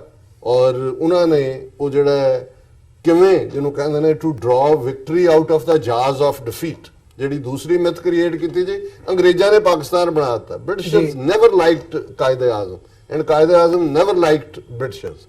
ਉਹ ਤਾਂ ਇਸੇ ਲਈ ਮਾਊਂਟ ਬੈਟਨ ਜਿਹੜਾ ਗਵਰਨਰ ਜਨਰਲ ਉੱਧਰ ਬਣਿਆ ਇੰਡੀਆ ਦਾ, ਪਾਕਿਸਤਾਨ ਦਾ ਵੀ ਬਣਨਾ ਚਾਹੁੰਦਾ ਸੀ। ਨੋ, ਹਾਲਾਂ ਉਹਦਾ ਖਮਿਆਜ਼ਾ ਵੀ ਭੁਗਤਣਾ ਪੈਂਦਾ ਹੈ ਕਸ਼ਮੀਰ ਦਾ ਮੁੱਦਾ ਜਾਂ ਦੂਜੇ ਤੀਜੇ 'ਚੋਂ। ਲੇਕਿਨ ਇਹ ਗੱਲ ਦੱਸਦੀ ਹੈ ਕਿ ਉਹਨਾਂ ਦੀ ਜਿਹੜੀ ਆਪਣੀ ਅਣਖ ਸੀ, ਆਪਣਾ ਪ੍ਰਾਈਡ ਸੀ, ਉਹਨਾਂ ਨੇ ਅੰਗਰੇਜ਼ਾਂ ਦੇ ਸਾਹਮਣੇ ਕੋਈ ਇਨਫੀਰੀਅਰਿਟੀ ਕੰਪਲੈਕਸ ਨਹੀਂ ਸੀ ਉਹਨਾਂ 'ਚ। So that is the beauty of the personality. So ਇਹ at the helm of affairs ਉਸ ਵੇਲੇ ਇਸ ਲੈਵਲ ਦੇ ਸਿਆਣੇ ਬੰਦੇ ਦਾ ਹੋਣਾ, ਉਹਨੇ ਕੌਮ ਨੂੰ ਘਰ ਦਿੱਤੇ। ਔਰ ਮੈਂ ਤਾਂ ਇਹੀ ਕਹਾਂਗਾ ਕਿ ਜਦੋਂ ਅੱਜ ਅਸੀਂ 23 ਮਾਰਚ ਨੂੰ ਆਲਮੋਸਟ 79 ਸਾਲ ਬਾਅਦ ਇਹ ਗੱਲ ਕਰ ਰਹੇ, ਤੇ ਇਸ ਮੁਲਕ ਨੂੰ ਸੰਭਾਲ ਕੇ ਰੱਖੋ, ਇਹਦੀ ਹਿਫਾਜ਼ਤ ਕਰੋ। ਅੱਜ ਵੀ ਪਾਕਿਸਤਾਨ ਦੇ ਵਿੱਚ ਮੈਂ ਸਮਝਦਾ, ਮੇਰਾ ਉੱਥੋਂ ਦੀ ਕੋਈ ਇੰਟਰਨਲ ਪੋਲਿਟਿਕਸ ਨਾਲ ਲਾਗਾ ਦੇਗਾ ਨਹੀਂ ਹੈ, ਪਰ ਮੈਂ ਜਿਵੇਂ ਇਮਰਾਨ ਖਾਨ ਔਰਾਂ ਨੇ ਇਸ ਸ਼ਾਰਟ 5-6 ਮਹੀਨੇ ਦੇ ਪੀਰੀਅਡ 'ਚ ਜਿਵੇਂ ਇਸ਼ੂਜ਼ ਨੂੰ ਹੈਂਡਲ ਕੀਤਾ, ਮੈਂ ਸਮਝਦਾ ਵੀ ਇੱਕ ਜਿਹੜਾ ਹੋਪਲੈਸ ਜੇ ਹੋ ਰਹੇ ਲੋਕ ਸੀ ਕਿ ਚਾਰ ਚਫੇਰੇ ਕਰਪਟ ਔਰ ਦੂਜਾ ਤੀਜਾ ਸਿਸਟਮ ਹੈ, ਇੰਡੀਆ ਨੇ ਇੰਨਾ ਕੁ ਕੰਪਲੈਕਸ ਦਿੱਤਾ ਹੋਇਆ, ਉਹਨਾਂ ਦੇ ਪ੍ਰੋਪੇਗੈਂਡੇ ਨੇ, ਜਿਹਦੇ 'ਚ ਪਾਕਿਸਤਾਨ ਦੇ ਟਾਕ ਸ਼ੋਆਂ ਵਾਲੇ ਵੀ ਬੈਠੇ ਉਸ ਕਿਸਮ ਦੀਆਂ ਗੱਲਾਂ ਕਰ ਰਹੇ ਹੁੰਦੇ ਨੇ। ਪਰ ਹੁਣ ਅਗੇਨ ਹੋਪ ਹੈ। ਇਹੀ ਕਾਰਨ ਹੈ ਕਿ ਬਹੁਤ ਜ਼ਿਆਦਾ ਐਂਥੂਸੀਆਜ਼ਮ ਹੈ ਇਸ ਵਾਰ। ਜੀ ਬਿਲਕੁਲ, ਗੱਲਬਾਤ ਨੂੰ ਅੱਗੇ ਤੋਰੀਏ। ਮੈਂ ਭਗਤ ਸਿੰਘ ਦੀ ਜਿਹੜੀ ਪਰਸਨੈਲਿਟੀ ਹੈਗੀ ਆ ਉਸ ਬਾਬਤ ਗੱਲ ਕਰਨੀ ਚਾਹੂੰਗਾ। ਮਲਿਕ ਸਾਹਿਬ, ਕਿਉਂਕਿ ਪਿਛਲੇ ਦਿਨਾਂ ਦੇ ਵਿੱਚ ਜਾਂ ਪਿਛਲੇ ਸਾਲਾਂ ਦੇ ਵਿੱਚ ਈਵਨ ਪਾਕਿਸਤਾਨ ਦੇ ਵਿੱਚੋਂ ਭਗਤ ਸਿੰਘ ਦੇ ਲਈ ਕਾਫੀ ਜਿਹੜੀ ਐਪਰੀਸ਼ੀਏਸ਼ਨ ਹੈਗੀ ਹੈ ਉਹ ਨਿਕਲੀ ਹੈ ਜਾਂ ਉਹ ਦੇਖਣ ਨੂੰ ਮਿਲੀ ਹੈ, ਮੀਡੀਆ ਦੇ ਵਿੱਚ ਵੀ ਆਇਆ। 1931 ਦੇ ਵਿੱਚ ਉਹਨਾਂ ਦੀ ਸ਼ਹਾਦਤ ਹੁੰਦੀ ਹੈ। ਸੋ ਕੀ ਕਹਿਣਾ ਚਾਹੋਗੇ ਜਦੋਂ ਉਹਨਾਂ ਦੀ ਸ਼ਹਾਦਤ ਵੱਲ ਦੇਖਦੇ ਆ, ਜਾਂ ਉਹ ਵੀ ਇੱਕ ਵਿਜ਼ਨ ਸੀ ਆਪਣੀ ਆਜ਼ਾਦੀ ਦੇ ਲਈ, ਜਿਹੜਾ ਇਹ ਕਲੋਨੀਅਲ ਮਾਈਂਡਸੈਟ ਸੀ, ਉਹਦੇ ਤੋਂ ਅਸੀਂ ਆਜ਼ਾਦੀ ਚਾਹੁੰਦੇ ਆ। ਸੋ ਉਹਨਾਂ ਦੀ ਪਰਸਨੈਲਿਟੀ ਨੂੰ ਤੁਸੀਂ ਕਿਵੇਂ ਐਨਾਲਾਈਜ਼ ਕਰਦੇ ਹੋ? ਦੇਖੋ, ਗੱਲ ਹੈ ਕਿ ਜਿੱਥੇ ਹੁਣ ਅੱਜ ਪਾਕਿਸਤਾਨ ਦੀ ਰੈਜ਼ੋਲੂਸ਼ਨ ਡੇ ਦੀ ਗੱਲ ਹੋ ਰਹੀ ਹੈ, ਤੇ ਡਾਕਟਰ ਸਾਹਿਬ ਨੇ ਜੋ ਗੱਲਾਂ ਕੀਤੀਆਂ ਮੈਂ ਉਹਦੇ ਵਿੱਚੋਂ 100% ਸਹਿਮਤ ਹਾਂ। ਲੇਕਿਨ ਮੈਂ ਸਮਝਦਾ ਕਿ 1930 ਦਾ ਇਲਾਹਾਬਾਦ ਕਨਵੈਨਸ਼ਨ ਜਿਹੜਾ ਸੀ, ਜਦੋਂ ਹੀ ਪਾਕਿਸਤਾਨ ਦੀ ਬੁਨਿਆਦ ਰੱਖ ਦਿੱਤੀ ਗਈ ਸੀ, ਮੇਰੇ ਮੁਤਾਬਿਕ, ਤੇ ਉਹਦੇ ਬਾਅਦ ਅਗਰ ਭਗਤ ਸਿੰਘ ਦੀ ਦੇਖੋ ਤੁਸੀਂ ਕਿ ਇੱਕ 23-24 ਸਾਲ ਦਾ ਨੌਜਵਾਨ ਸਤੰਬਰ 1907 ਤੋਂ 23 ਮਾਰਚ 1931, ਇਹ ਉਹ ਉਮਰ ਹੁੰਦੀ ਹੈ 23-24 ਸਾਲ ਦੀ, ਜਿਹਦੇ ਅੰਦਰ ਇੱਕ ਨੌਜਵਾਨ ਇਹ ਸੋਚਦਾ ਹੈ ਕਿ ਉਹਨੇ ਅੱਗੇ ਕੀ ਬਣਨਾ ਹੈ। ਔਰ ਇਹ ਜਿਹੜਾ ਦੌਰ ਸੀ ਭਗਤ ਸਿੰਘ ਦਾ, ਇਹ ਸਿਰਫ ਹਿੰਦੁਸਤਾਨ ਦੇ ਅੰਦਰ ਆਜ਼ਾਦੀ ਦੀ ਮੂਵਮੈਂਟ, ਆਜ਼ਾਦ, ਔਰ ਸਭ ਤੋਂ ਜ਼ਿਆਦਾ ਪੰਜਾਬ ਦੇ ਅਗਰ ਦੇਖੋ ਤੇ ਪੰਜਾਬ ਦੇ ਅੰਦਰ ਲੋਕ ਜਿਹੜੇ ਸੀ ਉਹ ਅੰਗਰੇਜ਼ਾਂ ਦੇ ਖਿਲਾਫ ਸੀ ਜੀ। ਉਹ ਚਾਹੁੰਦੇ ਸੀ ਕਿ ਉਹਨਾਂ ਦੇ ਆਪਣੇ ਹਿਸਾਬ ਨਾਲ, ਆਪਣੀ ਤਹਿਜ਼ੀਬ ਨਾਲ, ਜੋ ਉਹਨਾਂ ਦੀ ਆਪਣੇ ਘਰ ਦਾ ਜਿਹੜਾ ਮਾਹੌਲ ਹੈ ਉਸ ਹਿਸਾਬ ਨਾਲ ਉਹ ਜ਼ਿੰਦਾ ਰਹਿਣ। ਲੇਕਿਨ ਜਦੋਂ ਉਹਨਾਂ ਨੇ ਇਹ ਦੇਖਿਆ ਕਿ ਇਹ ਚੀਜ਼ਾਂ ਨਹੀਂ ਹੁੰਦੀਆਂ ਤੇ ਉਹਨਾਂ ਨੇ ਮੁਜ਼ਾਹਰੇ ਸ਼ੁਰੂ ਕੀਤੇ, ਉਹਨਾਂ ਨੇ ਧਰਨੇ ਦਿੱਤੇ। ਅੰਗਰੇਜ਼ ਚੂੰਕਿ ਉਹ ਬਦਕਿਸਮਤੀ ਨਾਲ, ਕਿਉਂਕਿ ਪੰਜਾਬ ਮੈਂ ਕਹਿੰਦਾ ਹਮੇਸ਼ਾ ਤੋਂ ਵੱਡਾ ਸੂਬਾ ਸੀ, ਤੇ ਉਹਦੇ ਅੰਦਰ ਜਿੱਥੇ ਔਰ ਬੜੀ ਗਿਣਤੀ ਦੇ ਲੋਕ ਸੀ, ਤੇ ਉੱਥੇ ਗੱਦਾਰ ਵੀ ਉਸੇ ਹਿਸਾਬ ਨਾਲ ਪੈਦਾ ਹੋਏ। ਜਿੱਥੇ ਅੱਜ ਭਗਤ ਸਿੰਘ ਦਾ ਨਾਂ ਚਾਹੇ ਪਾਕਿਸਤਾਨ ਬਣ ਗਿਆ, ਲੇਕਿਨ ਭਗਤ ਸਿੰਘ ਜਿਹੜਾ ਹੈ ਉਹ ਪੰਜਾਬ ਦਾ ਸ਼ੇਰ ਸੀ, ਪੰਜਾਬ ਦਾ ਦਲੇਰ ਸੀ, ਪੰਜਾਬ ਦੀ ਆਨ ਤੇ ਪੰਜਾਬ ਦੀ ਸ਼ਾਨ। ਅੱਜ ਵੀ ਜਦੋਂ 23 ਮਾਰਚ ਆਂਦਾ ਹੈ ਔਰ ਭਗਤ ਸਿੰਘ ਦੀ ਤਸਵੀਰਾਂ ਸਾਹਮਣੇ ਆਉਂਦੀਆਂ, ਤੇ ਇੱਕ ਜਿਹੜਾ ਨੌਜਵਾਨ ਹੈ ਉਹਦੇ ਅੰਦਰ ਇਨਕਲਾਬ ਦੀ ਹਰਾਰਤ ਪੈਦਾ ਹੋ ਜਾਂਦੀ ਹੈ।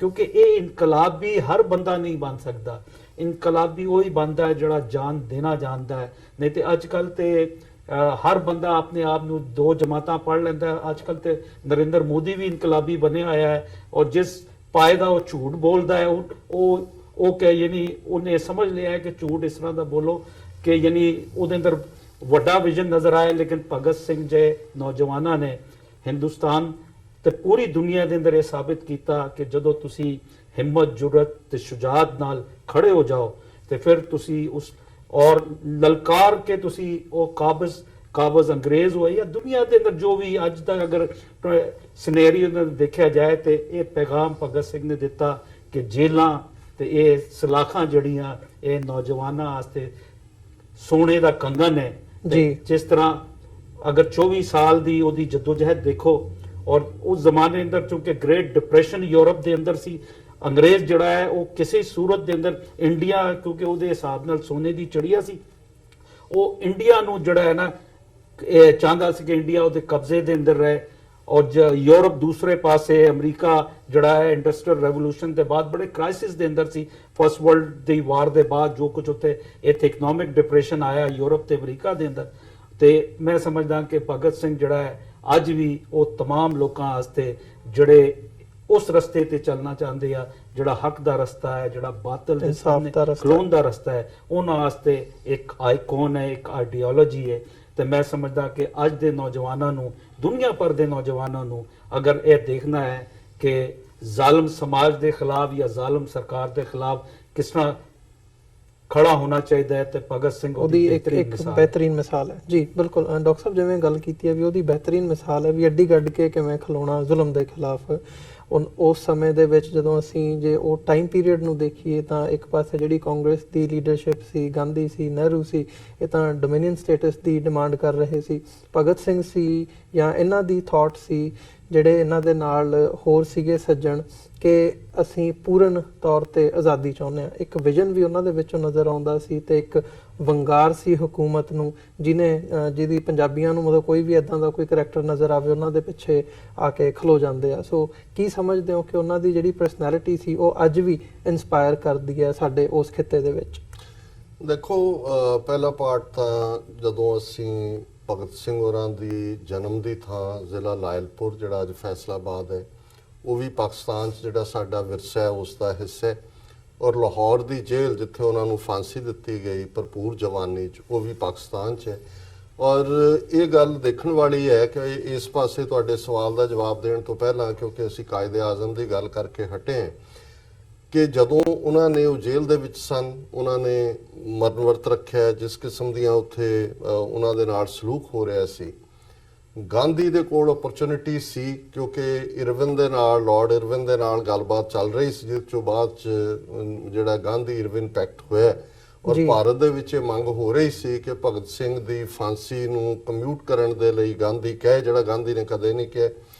ਇਸ ਦੇ ਉਲਟ ਕਾਇਦੇ ਆਜ਼ਮ ਜਿਹੜੇ ਕਿ ਨੈਸ਼ਨਲ ਅਸੈਂਬਲੀ ਦੇ ਵਿੱਚ ਜਿਹੜੀ ਉਹਨਾਂ ਦੀ ਤਕਰੀਰ ਹੈ ਭਗਤ ਸਿੰਘ ਨੂੰ ਡਿਫੈਂਡ ਕਰਦੇ ਹੈ, ਔਰ ਉਹ ਇੱਕ ਬੜਾ ਖੂਬਸੂਰਤ ਦਸਤਾਵੇਜ਼ ਹੈ ਇਹ ਦੇਖਣ ਦੇ ਲਈ ਕਿ ਉਸ ਪੀਰੀਅਡ ਜਦੋਂ ਕਿ ਉਹ ਗਾਂਧੀ ਦੇ ਵਰਤ ਰੱਖਣ ਨੂੰ ਫਰਾਡ ਹੀ ਕਹਿੰਦੇ ਸੀ, ਉਹ ਕਦੇ ਉਹਦੇ ਨਾਲ ਸਹਿਮਤ ਨਹੀਂ ਸੀ, ਪਰ ਭਗਤ ਸਿੰਘ ਦੇ ਜਿਹੜਾ ਵਰਤ ਰੱਖਣਾ ਉਹਨੂੰ ਜਸਟੀਫਾਈ ਕਰ ਰਹੇ ਨੇ ਕਿ ਜਿਹੜੇ ਵਰਤ ਰੱਖਣ ਵਾਲੇ ਨੇ ਮਰਨ ਦੇ ਰਸਤੇ ਤੇ ਤੁਰੇ ਹੋਏ, ਦੇ ਹੈਵ ਏ ਸੋਲ, ਉਹਨਾਂ ਦੀ ਇੱਕ ਰੂਹ ਹੈ ਔਰ ਉਹ ਆਪਣੇ ਹੱਕਾਂ ਲਈ ਖਲੋਤੇ ਨੇ, ਔਰ ਇਹ ਰਿਪੀਟਡਲੀ ਉਹਨਾਂ ਨੇ ਡਿਫੈਂਡ ਕੀਤਾ ਅਸੈਂਬਲੀ ਦੇ ਵਿੱਚ। ਔਰ ਮੈਂ ਸਮਝਦਾ ਹਾਂ ਵੀ ਜਦੋਂ ਅਸੀਂ ਸਾਂਝਾਂ ਦੀ ਗੱਲ ਕਰਦੇ ਹਾਂ ਸਾਰੇ ਕਾਇਦੇ ਆਜ਼ਮ ਦੇ ਕਰੀਅਰ 'ਚ ਇੱਕ ਵੀ ਇੰਸਟੈਂਸ, ਮੈਂ ਕਿਉਂਕਿ ਐਨਾਲਿਟਿਕਲੀ ਵੀ ਦੇਖਣ ਦੀ ਕੋਸ਼ਿਸ਼ ਕਰਦਾ ਜਿੱਥੇ ਉਹਨਾਂ ਦਾ ਕੋਈ ਸਿੱਖ ਵਿਰੋਧ ਨਜ਼ਰ ਆਇਆ ਹੋਏ।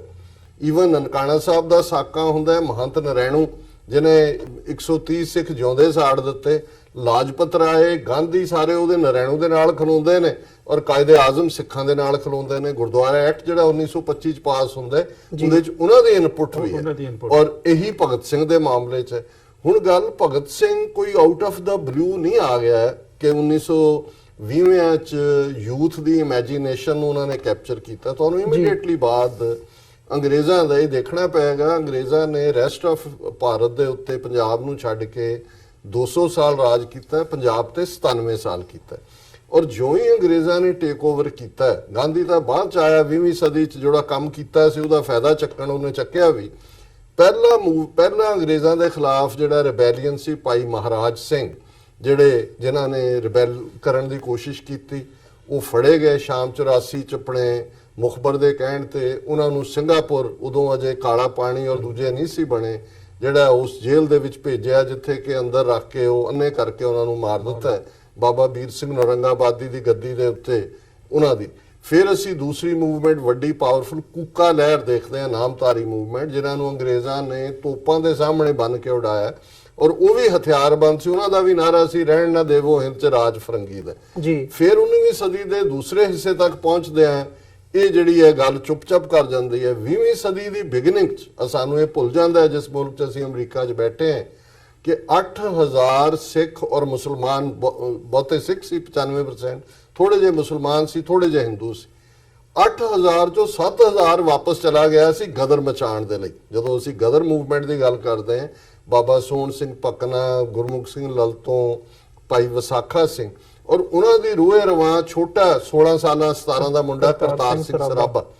ਔਰ ਇਸ ਲਈ ਵੀ ਜ਼ਰੂਰੀ ਹੈ ਭਗਤ ਸਿੰਘ ਨੂੰ ਸਮਝਣਾ ਕਿ ਭਗਤ ਸਿੰਘ ਦੇ ਸਟੱਡੀ ਟੇਬਲ ਦੇ ਉੱਤੇ ਕਰਤਾਰ ਸਿੰਘ ਸਰਾਭਾ ਦੀ ਪਿਕਚਰ ਸੀ। ਕਰਤਾਰ ਸਿੰਘ ਸਰਾਭਾ ਜਿਹੜਾ ਗਦਰੀ ਲਹਿਰ ਦਾ ਬਾਨੀ, ਸਟਾਕਟਨ ਜਿਹੜਾ ਕੈਲੀਫੋਰਨੀਆ ਦਾ ਸ਼ਹਿਰ ਹੈ, ਉੱਥੋਂ ਉਹਨਾਂ ਨੇ ਜਿਹੜਾ ਉਹ ਗਦਰ ਅਖਬਾਰ ਕੱਢਿਆ, ਕਿਵੇਂ ਉਹ ਇੱਕ ਆਲਮਾਨਾ ਕਵੀ ਸਨ। ਔਰ ਇਹ ਲਾਈਨਾਂ ਜਿਹੜੀਆਂ ਸਰਾਭੇ ਦੀਆਂ ਸਨ ਭਗਤ ਸਿੰਘ ਨੂੰ ਬਹੁਤ ਪਿਆਰੀਆਂ ਸੀ ਕਿ ਸੇਵਾ ਦੇਸ਼ ਦੀ ਜ਼ਿੰਦੜੀ ਹੈ ਬੜੀ ਔਖੀ, ਗੱਲਾਂ ਕਰਨੀਆਂ ਢੇਰ ਸਖੱਲੀਆਂ ਨੇ, ਜਿਨ੍ਹਾਂ ਦੇਸ਼ ਸੇਵਾ ਵੱਲ ਪੈਰ ਪਾਇਆ ਉਹਨਾਂ ਲੱਖ ਮੁਸੀਬਤਾਂ ਚੱਲੀਆਂ ਨੇ। ਗਦਰ ਲਹਿਰ ਖਤਮ ਹੋਈ, ਮੁਖਬਰੀ, ਫਾਂਸੀਆਂ, ਉਮਰ ਕੈਦ, ਕਾਲਾ ਪਾਣੀ, ਬੱਬਰ ਅਕਾਲੀ ਲਹਿਰ, ਜਿਨ੍ਹਾਂ ਨੇ ਪੰਜਾਬ ਦੇ ਵਿੱਚ ਮੁਖਬਰ ਦੁਆਬੇ 'ਚ ਖਾਸ ਤੌਰ ਤੇ ਚੁਣ ਕੇ ਮਾਰੇ, ਔਰ ਇਹ ਲੇਟ 20s ਤੱਕ ਪਹੁੰਚਦੇ ਆ। ਫਿਰ ਇਹ ਉਹ ਮਿਸਾਲ ਹੈ ਜਿਹੜੀ ਭਾਈ ਮਹਾਰਾਜ ਸਿੰਘ ਤੋਂ ਸ਼ੁਰੂ ਹੋਈ, ਉਹ ਇਹਨਾਂ ਨੌਜਵਾਨਾਂ ਨੇ, ਭਾਵੇਂ ਉਦੋਂ ਤੱਕ 1917 ਦਾ ਰਸ਼ੀਅਨ ਇਨਕਲਾਬ ਹੋ ਗਿਆ, ਇਹ ਯੰਗ ਨੌਜਵਾਨ ਜਿਨ੍ਹਾਂ ਨੂੰ ਮਾਰਕਸਿਜ਼ਮ ਦੀਆਂ ਬਹੁਤ ਇੰਟਰੀਗੇਸਿਸ ਨਹੀਂ ਸੀ ਪਤਾ, ਉਹਦੀ ਸਪੈਲ ਥੱਲੇ ਆਏ, ਕਿਉਂਕਿ ਗਦਰ ਮੂਵਮੈਂਟ ਦੀ ਫੇਲਿਅਰ ਨੇ ਇੱਕ ਗੱਲ ਸਾਹਮਣੇ ਰੱਖ ਦਿੱਤੀ ਸੀ ਕਿ ਅੰਗਰੇਜ਼ਾਂ ਨੂੰ ਕੱਢਣ ਲਈ ਕਿਸੇ ਬਾਹਰਲੀ ਤਾਕਤ ਦੀ ਲੋੜ ਹੈ। ਜੇ ਕੋਈ ਇੰਟਰਨੈਸ਼ਨਲ, ਜਿਵੇਂ ਅਸੀਂ ਖਾਲਿਸਤਾਨ ਦੀ ਲਹਿਰ ਦੇ ਹਵਾਲੇ ਨਾਲ ਦੇਖਦੇ, ਅਸੀਂ ਲੜੀ ਹੈ ਲੜਾਈ ਬੜੀ ਬਹਾਦਰੀ ਨਾਲ, ਪਰ ਸਾਨੂੰ ਇਹ ਰਿਅਲਾਈਜ਼ ਹੋਇਆ ਵੀ ਨਹੀਂ, ਸਾਡੀ ਬਾਹ ਨਹੀਂ ਫੜੀ ਕਿਸੇ ਨੇ। ਹੁਣ ਜਦੋਂ ਤੱਕ ਸਾਡੀ ਕੋਈ ਬਾਹ ਨਹੀਂ ਫੜਦਾ, ਅਸੀਂ ਦੁਬਾਰਾ ਜਿਹੜਾ ਆਪਣੇ ਉਸ ਟਿਕਾਣੇ ਤੇ ਵੱਲ ਨਹੀਂ ਵੱਧ ਸਕਦੇ, ਆਪਣੇ ਨਿਸ਼ਾਨੇ ਵੱਲ ਨਹੀਂ ਵੱਧ ਸਕਦੇ। ਔਰ ਉਸ ਸਾਰੇ ਦੌਰ 'ਚ ਜ਼ਾਹਰ ਹੈ ਕਿ ਉਸ ਪੀਰੀਅਡ ਦੇ ਇਹ ਨੌਜਵਾਨ ਮਾਰਕਸਿਜ਼ਮ ਦੀ ਸਪੈਲ ਥੱਲੇ ਆਏ। ਪਰ ਭਗਤ ਸਿੰਘ ਜਾਂ ਉਸ ਲੈਗੇਸੀ ਨੂੰ ਦੇਖਣਾ ਹੋਏ ਤੇ ਪੰਜਾਬ ਦੀ ਰਿਬੈਲੀਅਨ ਦੀ ਲੈਗੇਸੀ ਹੈ। ਉਹ ਦੁੱਲਾ ਭੱਟੀ ਹੋਏ, ਉਹ ਜੱਗਾ ਡਾਕੂ ਹੋਏ, ਅਸੀਂ ਕਿਉਂ ਐਡਮਾਇਰ ਕਰਦੇ ਹਾਂ? ਕਿਉਂਕਿ ਬਹਾਦਰੀ ਜਿਹੜੀ ਹੈ, ਔਰ ਇਹੀ ਕਾਰਨ ਹੈ ਕਿ ਭਗਤ ਸਿੰਘ ਸਿਰਫ ਸਿੱਖਾਂ ਦਾ ਹੀਰੋ ਨਹੀਂ ਸੀ ਜਾਂ ਇਹ ਰਾਸ਼ਟਰਵਾਦੀ ਜਿਨ੍ਹਾਂ ਨੇ ਆਪਣੇ ਢੰਗ ਲਈ ਵਰਤਿਆ ਜਾਂ ਕਾਮਰੇਡਾਂ ਨੇ। ਭਗਤ ਸਿੰਘ ਪੰਜਾਬੀਆਂ ਦਾ ਹੀਰੋ ਸੀ। ਜਦੋਂ ਭਗਤ ਸਿੰਘ ਦੀ ਘੋੜੀ, ਵਿਆਹ ਦੀ ਘੋੜੀ, ਹੁਣ ਉਹ ਨੌਜਵਾਨ ਹੈ, ਫਾਂਸੀ ਤੇ ਛਾਲ ਮਾਰ ਕੇ ਚੜ੍ਹਨ ਵਾਲਾ ਜਜ਼ਬਾ ਹੈ, ਉਹ ਅਦਾਲਤ ਦੇ ਵਿੱਚ ਖਲੋ ਕੇ ਕਹਿੰਦਾ ਕਿ ਵੀ ਜਦੋਂ ਕੋਈ ਸਰਕਾਰ ਗੂੰਗੀ ਔਰ ਅੰਨੀ ਹੋ ਜਾਏ ਤੇ ਫਿਰ ਉਹਨੂੰ ਸੁਣਾਉਣ ਦੇ ਲਈ ਧਮਾਕੇ ਕਰਨੇ ਪੈਂਦੇ ਨੇ। ਸੋ ਇਹ ਜਿਹੜੀ ਲੈਗੇਸੀ ਹੈ, ਇਹ ਸਾਡੀ ਉਸ ਧਰਤੀ ਦੀ ਹੈ ਜਿਹੜੀ ਗੁਰੂ ਨਾਨਕ ਸਾਹਿਬ ਨੇ ਜਿੱਥੇ ਫਰਮਾਇਆ ਸੀ ਕਿ ਚੈਲੰਜ ਕਰਨਾ ਰਾਜੇਸ਼ੀ ਮੁਕੱਦਮ ਕੁੱਤੇ ਜਾਏ ਜਗਾਇਨ ਬੈਠੇ ਸੁੱਤੇ ਚਾਕਰ ਨਹਿੰਦਾ ਪਾਇਨ ਘਾਓ ਰਾਜਪੂਤ ਕੁੱਤਿਓ ਚੜ ਜਾਓ। ਸੋ ਭਗਤ ਸਿੰਘ ਉਸ ਪੰਜਾਬ ਦੀ ਇਹ ਵੱਖਰੀ ਗੱਲ ਹੈ ਕਿ 47 ਤੋਂ ਬਾਅਦ ਭਗਤ ਸਿੰਘ ਦੀ ਆਪਣੀ ਕੌਮ ਨਾਲ ਕੀ ਹੋਇਆ। ਭਗਤ ਸਿੰਘ ਦਾ ਸਕਾ ਭਣੇਵਾ ਝੂਠੇ ਪੁਲਿਸ ਮੁਕਾਬਲੇ ਦੇ ਵਿੱਚ ਮਾਰਿਆ ਗਿਆ। ਅੱਜ ਭਗਤ ਸਿੰਘ ਹੁੰਦਾ ਤਾਂ ਉਹ ਦੇਖਦਾ ਕਿ ਵੀ ਇਹ ਜਿਨ੍ਹਾਂ ਨੇ ਉਹਦੇ ਸਿਰ ਤੇ ਟੋਪ ਪਵਾ ਕੇ ਤਾਂ ਉਹਨੂੰ ਭਾਰਤ ਮਾਤਾ ਦਾ ਸਪੂਤ ਬਣਾਇਆ, ਇਹਨਾਂ ਨੇ ਉਹਦੀ ਕੌਮ ਦੇ ਨਾਲ ਕੀ ਕੀਤਾ, ਉਹਦੀ ਧਰਤੀ ਦੇ ਨਾਲ ਕੀ ਕੀਤਾ। ਪਰ ਇਹ ਵੱਖਰਾ ਵਿਸ਼ਾ ਹੈ। ਪਰ ਮੈਂ ਸਮਝਦਾ ਵੀ ਭਗਤ ਸਿੰਘ ਦੀ ਇਹ ਨਿਡਰਤਾ, ਇਹ ਬਹਾਦਰੀ ਅੱਜ ਵੀ ਪੰਜਾਬ ਦੀ ਨੌਜਵਾਨੀ ਨੂੰ, ਉਹ ਦੋਵੇਂ ਪਾਸੇ ਹੀ ਹੋਏ, ਉਸ ਨੂੰ ਇਨਸਪਾਇਰ ਕਰਦੀ ਹੈ। ਜੀ ਬਿਲਕੁਲ, ਜਿਵੇਂ ਅਸੀਂ ਇਹ ਸਾਰੇ ਪਾਰਟ ਨੂੰ ਡਿਸਕਸ਼ਨ ਦੇ ਅਧੀਨ ਲਿਆਂਦਾ, ਭਗਤ ਸਿੰਘ ਦੀ ਪਰਸਨੈਲਿਟੀ ਬਾਰੇ ਵੀ ਗੱਲ ਹੋਈ ਹੈ, ਕਾਇਦੇ ਆਜ਼ਮ ਦੀ ਪਰਸਨੈਲਿਟੀ ਬਾਰੇ ਵੀ ਗੱਲ ਹੋਈ ਹੈ। ਜਿਹੜਾ ਨੈਸ਼ਨਲ ਪਾਕਿਸਤਾਨ ਡੇ ਹੈਗਾ ਜਾਂ ਲਾਹੌਰ ਡਿਕਲੇਰੇਸ਼ਨ ਹੁੰਦਾ, ਇਹਨੂੰ ਹੁਣ ਸੈਲੀਬ੍ਰੇਟ ਕੀਤਾ ਜਾਂਦਾ ਦੁਨੀਆ ਭਰ ਦੇ ਵਿੱਚ, ਜਿਹੜੇ ਪਾਕਿਸਤਾਨ ਦੇ ਮਿਸ਼ਨਸ ਹੈਗੇ ਨੇ ਜਾਂ ਪਾਕਿਸਤਾਨੀ ਆਵਾਮ ਵੱਲੋਂ। ਸੋ ਜੇ ਅੱਜ ਦੀ ਗੱਲ ਕਰਨੀ ਹੋਵੇ, ਸੋ ਅੱਜ ਇਸ ਮੁਕਾਮ ਦੇ ਉੱਤੇ ਜਿਹੜੀ ਰੀਸੈਂਟ ਅੱਜ ਦੀ ਖਬਰ ਹੈਗੀ ਹੈ, ਮਲਿਕ ਸਾਹਿਬ ਮੈਂ ਤੁਹਾਡੇ ਕੋਲੋਂ ਸਵਾਲ ਪੁੱਛਣਾ ਚਾਹੂੰਗਾ। ਇਹ ਇੰਡੀਆ ਵੱਲੋਂ ਇਹ ਪਹਿਲੀ ਵਾਰ ਹੋਇਆ ਕਿ ਉਹਨਾਂ ਨੇ ਆਫੀਸ਼ੀਅਲੀ ਇਸ ਇਵੈਂਟ ਦਾ ਬਾਈਕਾਟ ਕੀਤਾ, ਜਿਹੜਾ ਦਿੱਲੀ ਦੇ ਵਿੱਚ ਪਾਕਿਸਤਾਨ ਦੀ ਐਮਬੈਸੀ ਦੇ ਵਿੱਚ ਇਵੈਂਟ ਹੋਇਆ। ਇਸ ਦਿਨ ਨੂੰ ਮੁੱਖ ਰੱਖਦਿਆਂ ਹੋਇਆਂ ਉਹਨਾਂ ਨੇ ਕਿਹਾ, ਜਿਹੜੀ ਸਰਕਾਰ ਹੈਗੀ ਇੰਡੀਆ ਦੀ, ਉਹਨਾਂ ਨੇ ਕਿਹਾ ਵੀ ਕਿਉਂਕਿ ਕਸ਼ਮੀਰ ਦੇ ਵਿੱਚ ਜਿਹੜੇ ਹਾਲਾਤ ਹੋਏ ਨੇ ਜਾਂ ਜਿਹੜੇ ਹਾਲਾਤ ਬਣੇ ਹੋਏ ਨੇ, ਕਸ਼ਮੀਰੀ ਜਿਹੜੀ ਲੀਡਰਸ਼ਿਪ ਹੈਗੀ ਹੈ, ਤੁਸੀਂ ਉਹਨਾਂ ਨੂੰ ਵੀ ਇਨਵਾਈਟ ਕੀਤਾ ਜਾਂ ਉਹਨਾਂ ਦੇ ਨਾਲ ਵੀ ਤੁਹਾਡਾ ਰਾਬਤਾ ਹੈਗਾ, ਇਹਨੂੰ ਇੱਕ ਉਹਨਾਂ ਨੇ ਕਹਿ ਕੇ ਵੀ ਅਸੀਂ ਇਸ ਇਵੈਂਟ ਦੇ ਵਿੱਚ ਸ਼ਿਰਕਤ ਹੀ ਨਹੀਂ ਕਰਨੀ। ਜਦਕਿ ਪਹਿਲਾਂ ਹੁੰਦਾ ਸੀ ਵੀ ਆਫੀਸ਼ੀਅਲੀ ਪ੍ਰੋਟੈਸਟ ਜ਼ਰੂਰ ਕਰਦੇ ਸੀ, ਪਰ ਇਹ ਨਹੀਂ ਸੀ ਹੁੰਦਾ ਕਿ ਉਹ ਕੰਪਲੀਟਲੀ ਬਾਈਕਾਟ ਕਰਨ। ਪਹਿਲੀ ਵਾਰ ਇਹ ਬਾਈਕਾਟ ਕੀਤਾ ਗਿਆ, ਇਹਨੂੰ ਤੁਸੀਂ ਕਿਵੇਂ ਦੇਖਦੇ ਹੋ? ਦੇਖੋ, ਇੰਡੀਆ ਦੇ ਬਾਈਕਾਟ ਕਰਨ ਤੋਂ ਪਾਕਿਸਤਾਨ ਦੇ ਅੰਦਰ ਜਿਹੜੀ ਬਾਈਕੋਟ ਆਵਾਮ ਅੱਜ, ਮੈਂ ਸਮਝਦਾ ਕਿ ਮੈਂ ਆਪਣੀ ਜ਼ਿੰਦਗੀ ਦੇ ਅੰਦਰ ਜਿਹੜਾ ਅੱਜ ਦਾ 23 ਮਾਰਚ ਪਾਕਿਸਤਾਨ ਤੇ ਦੁਨੀਆ ਭਰ ਦੇ ਅੰਦਰ ਓਵਰਸੀਜ਼ ਪਾਕਿਸਤਾਨੀ ਮਨਾ ਰਹੇ ਆ, ਮੈਂ ਇੰਨਾ ਜੋਸ਼ੋ ਖਰੋਸ਼, ਇਹਦੇ ਜਜ਼ਬੇ ਨਾਲ ਮੈਂ ਨਹੀਂ ਵੇਖਿਆ। ਉਹਦੀ ਵਜ੍ਹਾ ਹੈ ਕਿ 14 ਫਰਵਰੀ ਤੋਂ ਲੈ ਕੇ 28 ਫਰਵਰੀ ਤੱਕ ਜਿਸ ਤਰ੍ਹਾਂ ਹਿੰਦਵਤਾ ਦੇ ਨਾਰੇ ਤੇ ਜਿਸ ਤਰ੍ਹਾਂ ਮੋਦੀ ਸਰਕਾਰ ਜਿਹੜੀ ਸੀ, ਉਹਦੇ ਪਿੱਛੇ ਬੈਠਾ ਉਹਨਾਂ ਦਾ national security advisor Ajit Doval, ਉਹ ਇਹ ਸਮਝ ਰਹੇ ਸੀ ਕਿ ਅਸੀਂ ਦੁਬਾਰਾ ਜਿਹੜਾ ਹੈ ਨਾ ਇੱਥੇ ਪੂਰੇ ਜਿਹੜਾ ਸਬ ਕੰਟੀਨੈਂਟ ਹੈ ਉੱਥੇ ਅਸੀਂ ਇਹ ਜਿਹੜੀ ਯਲਗਾਰ ਸ਼ੁਰੂ ਕੀਤੀ ਹੈ, ਇਸ ਤੇ ਪਾਕਿਸਤਾਨ ਬੈਕ ਫਰੰਟ ਤੇ ਚਲਾ ਗਿਆ। ਲੇਕਿਨ ਜਿੱਥੇ ਕਾਇਦੇ ਆਜ਼ਮ 19ਵੀਂ ਸਦੀ ਦਾ ਸਟੇਟਸਮੈਨ, ਇਹ ਜਿਹੜਾ ਲਫ਼ਜ਼ ਹੈ ਇਹ ਮਾਮੂਲੀ ਲਫ਼ਜ਼ ਨਹੀਂ ਆ। ਜਿਸ ਤਰ੍ਹਾਂ ਕਾਇਦੇ ਆਜ਼ਮ ਇੱਕ ਸਟੇਟਸਮੈਨ ਸੀ, ਮੈਂ ਸਮਝਦਾ ਉਸੇ ਤਰ੍ਹਾਂ ਇਮਰਾਨ ਖਾਨ ਨੇ ਉਹ ਸਟੇਟਸਮੈਨਸ਼ਿਪ ਵਿਖਾਈ ਤੇ ਉਹ ਡਰਿਆ ਨਹੀਂ।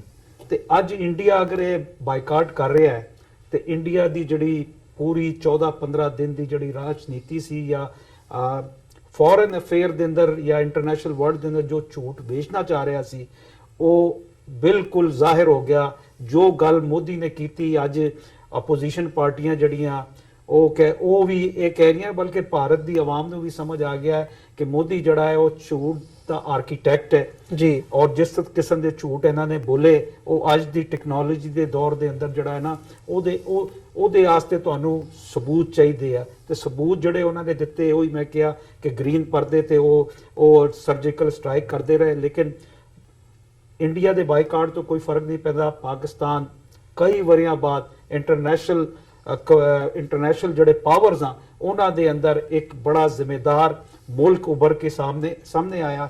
ਇਹੀ ਵਜ੍ਹਾ ਹੈ ਕਿ ਅਮਰੀਕਾ ਦੇ ਅੰਦਰ, ਕੈਨੇਡਾ ਦੇ ਅੰਦਰ 2-3 ਦਿਨਾਂ ਦੇ ਅੰਦਰ ਪਾਕਿਸਤਾਨੀ ਕਮਿਊਨਿਟੀ ਜਿਹੜੀ ਆ, ਕੋਈ 2 ਦਰਜਨ ਤੋਂ ਜ਼ਿਆਦਾ ਸਿਰਫ ਅਮਰੀਕਾ ਦੇ ਅੰਦਰ ਪਾਕਿਸਤਾਨ ਰੈਜ਼ੋਲੂਸ਼ਨ ਡੇ ਮਨਾਏ ਜਾ ਰਹੇ ਆ।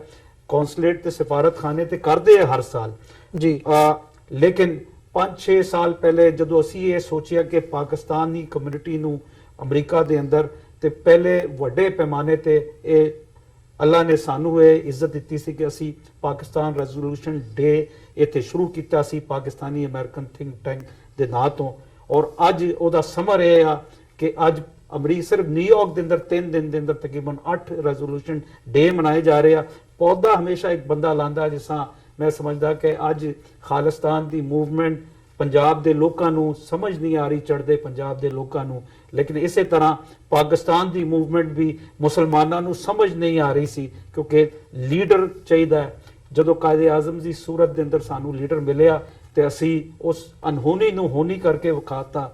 ਇਹ ਕੌਮਾਂ ਇਸੇ ਤਰ੍ਹਾਂ ਜਾਗਰੂਕ ਹੁੰਦੀਆਂ। ਲੀਡਰ ਹਮੇਸ਼ਾ ਦਲੇਰ ਹੋਣਾ ਚਾਹੀਦਾ ਹੈ। ਕਾਇਦੇ ਆਜ਼ਮ ਇਹ ਨਹੀਂ ਕਿ ਉਹ ਵਕੀਲ ਸੀ ਕਿ ਬਾਰਡ ਲਾ ਲੰਦਨ ਤੋਂ ਕੀਤਾ ਸੀ, ਹਾਲਾਂਕਿ ਨਹਿਰੂ ਨੇ ਵੀ ਕੀਤਾ ਸੀ, ਦੂਸਰਿਆਂ ਦਾ ਗਾਂਧੀ ਨੇ ਵੀ ਕੀਤਾ ਸੀ, ਲੇਕਿਨ 19ਵੀਂ ਸਦੀ ਦੇ ਅੰਦਰ ਅਗਰ ਇਹ ਦੇਖਿਆ ਜਾਏ ਸਬ ਕੰਟੀਨੈਂਟ ਦੇ ਅੰਦਰ ਕਾਇਦੇ ਆਜ਼ਮ ਉੱਭਰ ਕੇ ਸਾਹਮਣੇ ਆਇਆ। ਤੇ ਮੈਂ ਸਮਝਦਾ ਕਿ ਅਗਰ ਪਾਕਿਸਤਾਨੀ ਰੈਜ਼ੋਲੂਸ਼ਨ ਡੇ ਨੂੰ ਅਗਰ ਦੁਨੀਆ ਦੀ ਉਹ तमाम ਇਨਕਲਾਬੀ ਮੂਵਮੈਂਟਾਂ ਦੇ ਨਾਲ ਮਿਲਾਇਆ ਜਾਏ ਬਸ਼ਮੂਲ ਖਾਲਿਸਤਾਨ ਦੀ ਮੂਵਮੈਂਟ, ਤੇ ਮੈਂ ਸਮਝਦਾ ਕਿ ਅੱਜ ਜਿਸ ਦੌਰ ਦੇ ਅੰਦਰ ਅਸੀਂ ਜ਼ਿੰਦਾ, ਅਗਰ ਲੋਕ ਡਾਕਟਰ ਅਮਰਜੀਤ ਸਿੰਘ ਜੈ ਲੋਕਾਂ ਨੂੰ ਤੇ ਉਹ तमाम ਲੋਕ ਜਿਹੜੇ ਸਿੱਖ ਫॉर ਜਸਟਿਸ 2020 ਰੈਫਰੈਂਡਮ ਇਹ तमाम ਮੂਵਮੈਂਟ ਚਲਾ ਰਹੇ, ਇਨਕਲਾਬੀ ਮੂਵਮੈਂਟਾਂ ਚਲਾ ਰਹੇ ਆ, ਇਹ ਉਸ ਇਨਕਲਾਬੀ ਮੂਵਮੈਂਟਾਂ ਚਲਾਉਣ ਵਾਸਤੇ ਇੱਕ ਰੈਜ਼ੋਲੂਸ਼ਨ ਚਾਹੀਦੀ ਹੈ ਜੋ ਰੈਜ਼ੋਲੂਸ਼ਨ ਸਾਹਮਣੇ ਆ ਰਹੀ ਹੈ ਖਾਸ ਤੌਰ ਤੇ ਮੈਂ ਸਮਝਦਾ ਕਿ ਪਾਕਿਸਤਾਨੀ ਰੈਜ਼ੋਲੂਸ਼ਨ ਡੇ ਉਹ ਜਿਹੜੇ ਘੱਟ ਗਿਣਤੀ ਦੇ ਦੁਨੀਆ ਭਰ ਦੇ ਅੰਦਰ ਲੋਕ ਆ ਉਹਨਾਂ ਵਾਸਤੇ ਇੱਕ ਮਸ਼ਲੇ ਰਾਹ ਹੈ। ਔਰ ਇਹੀ ਵਜ੍ਹਾ ਹੈ ਕਿ ਅੱਜ ਪਾਕਿਸਤਾਨੀ ਰੈਜ਼ੋਲੂਸ਼ਨ ਡੇ ਜਿਹੜਾ ਹੈ ਉਹ ਸਾਡੇ ਵਾਸਤੇ ਸਾਡੀ ਆਨ, ਸਾਡੀ ਬਾਂਗ ਤੇ ਸਾਡੀ ਸ਼ਾਨ ਜਿਹੜੀ ਆ ਉਹ ਇਸ ਰੈਜ਼ੋਲੂਸ਼ਨ ਡੇ ਤੋਂ ਹੈ। ਤੇ ਮੈਂ ਸਮਝਦਾ ਕਿ ਇੰਡੀਆ ਦੇ ਬਾਈਕਾਟ ਕਰਨ ਤੋਂ ਹੁਣ ਸਾਨੂੰ ਕੋਈ ਫਰਕ ਨਹੀਂ ਪੈਂਦਾ। ਡਾਕਟਰ ਤੁਸੀਂ ਨਹੀਂ ਜ਼ਰੂਰ ਮੈਂ ਜਿਹੜਾ ਇਹੀ ਪਾਰਟ ਹੈਗਾ ਵੀ ਇਹਦੇ ਤੇ ਕਸ਼ਮੀਰ ਦੇ ਉੱਤੇ ਯੂਨਾਈਟਿਡ ਨੇਸ਼ਨਸ ਦੇ 17-18 ਰੈਜ਼ੋਲੂਸ਼ਨ ਹੋਏ ਨੇ। ਮੈਂ ਇਹਦੇ ਵਿੱਚ ਕੁਝ ਐਡ ਕਰਨਾ ਚਾਹੁੰਦਾ ਜੀ। ਬੇਸ਼ੱਕ ਉਹਨਾਂ ਨੇ ਜਿਹੜਾ ਫੰਕਸ਼ਨ ਇਸ ਡੇ ਸੰਬੰਧੀ ਦਿੱਲੀ 'ਚ ਹੋਇਆ ਔਰ ਇਸਲਾਮਾਬਾਦ 'ਚ ਹੋਇਆ ਉਹਨੂੰ ਬਾਈਕਾਟ ਕੀਤਾ ਹੈ, ਪਰ ਨਾਲ ਦੀ ਨਾਲ ਮੋਦੀ ਨੇ ਇਮਰਾਨ ਖਾਨ ਹੋਰਾਂ ਨੂੰ ਵਧਾਈ ਦਾ ਮੈਸੇਜ ਵੀ ਭੇਜਿਆ, ਗੁੱਡਵਿਲ ਦਾ ਮੈਸੇਜ ਵੀ ਭੇਜਿਆ। ਸੋ ਇਹ ਗੱਲ ਸਾਬਤ ਕਰਦੀ ਹੈ ਵੀ ਕਿਸ ਹੱਦ ਤੱਕ ਉਹ ਕਨਫਿਊਜ਼ ਨੇ। ਇੱਕ ਪਾਸੇ ਉਹ ਚੋਣਾਂ ਦਾ ਮਾਹੌਲ ਹੋਣ ਕਰਕੇ ਜਿਹੜੀ ਐਂਟਾਈ ਪਾਕਿਸਤਾਨ ਉਹਨਾਂ ਨੇ ਖੁਦ ਕ੍ਰੀਏਟ ਕੀਤਾ ਹੈ ਉਹਨਾਂ ਨੂੰ ਵੀ ਕੇਟਰ ਕਰਨਾ ਚਾਹੁੰਦੇ ਨੇ, ਪਰ ਦੂਸਰੇ ਪਾਸੇ ਉਹਨਾਂ ਨੇ ਜਿਹੜਾ ਟਵੀਟ ਕਰਕੇ ਮੁਬਾਰਕਬਾਦ ਵੀ ਦਿੱਤੀ ਹੈ।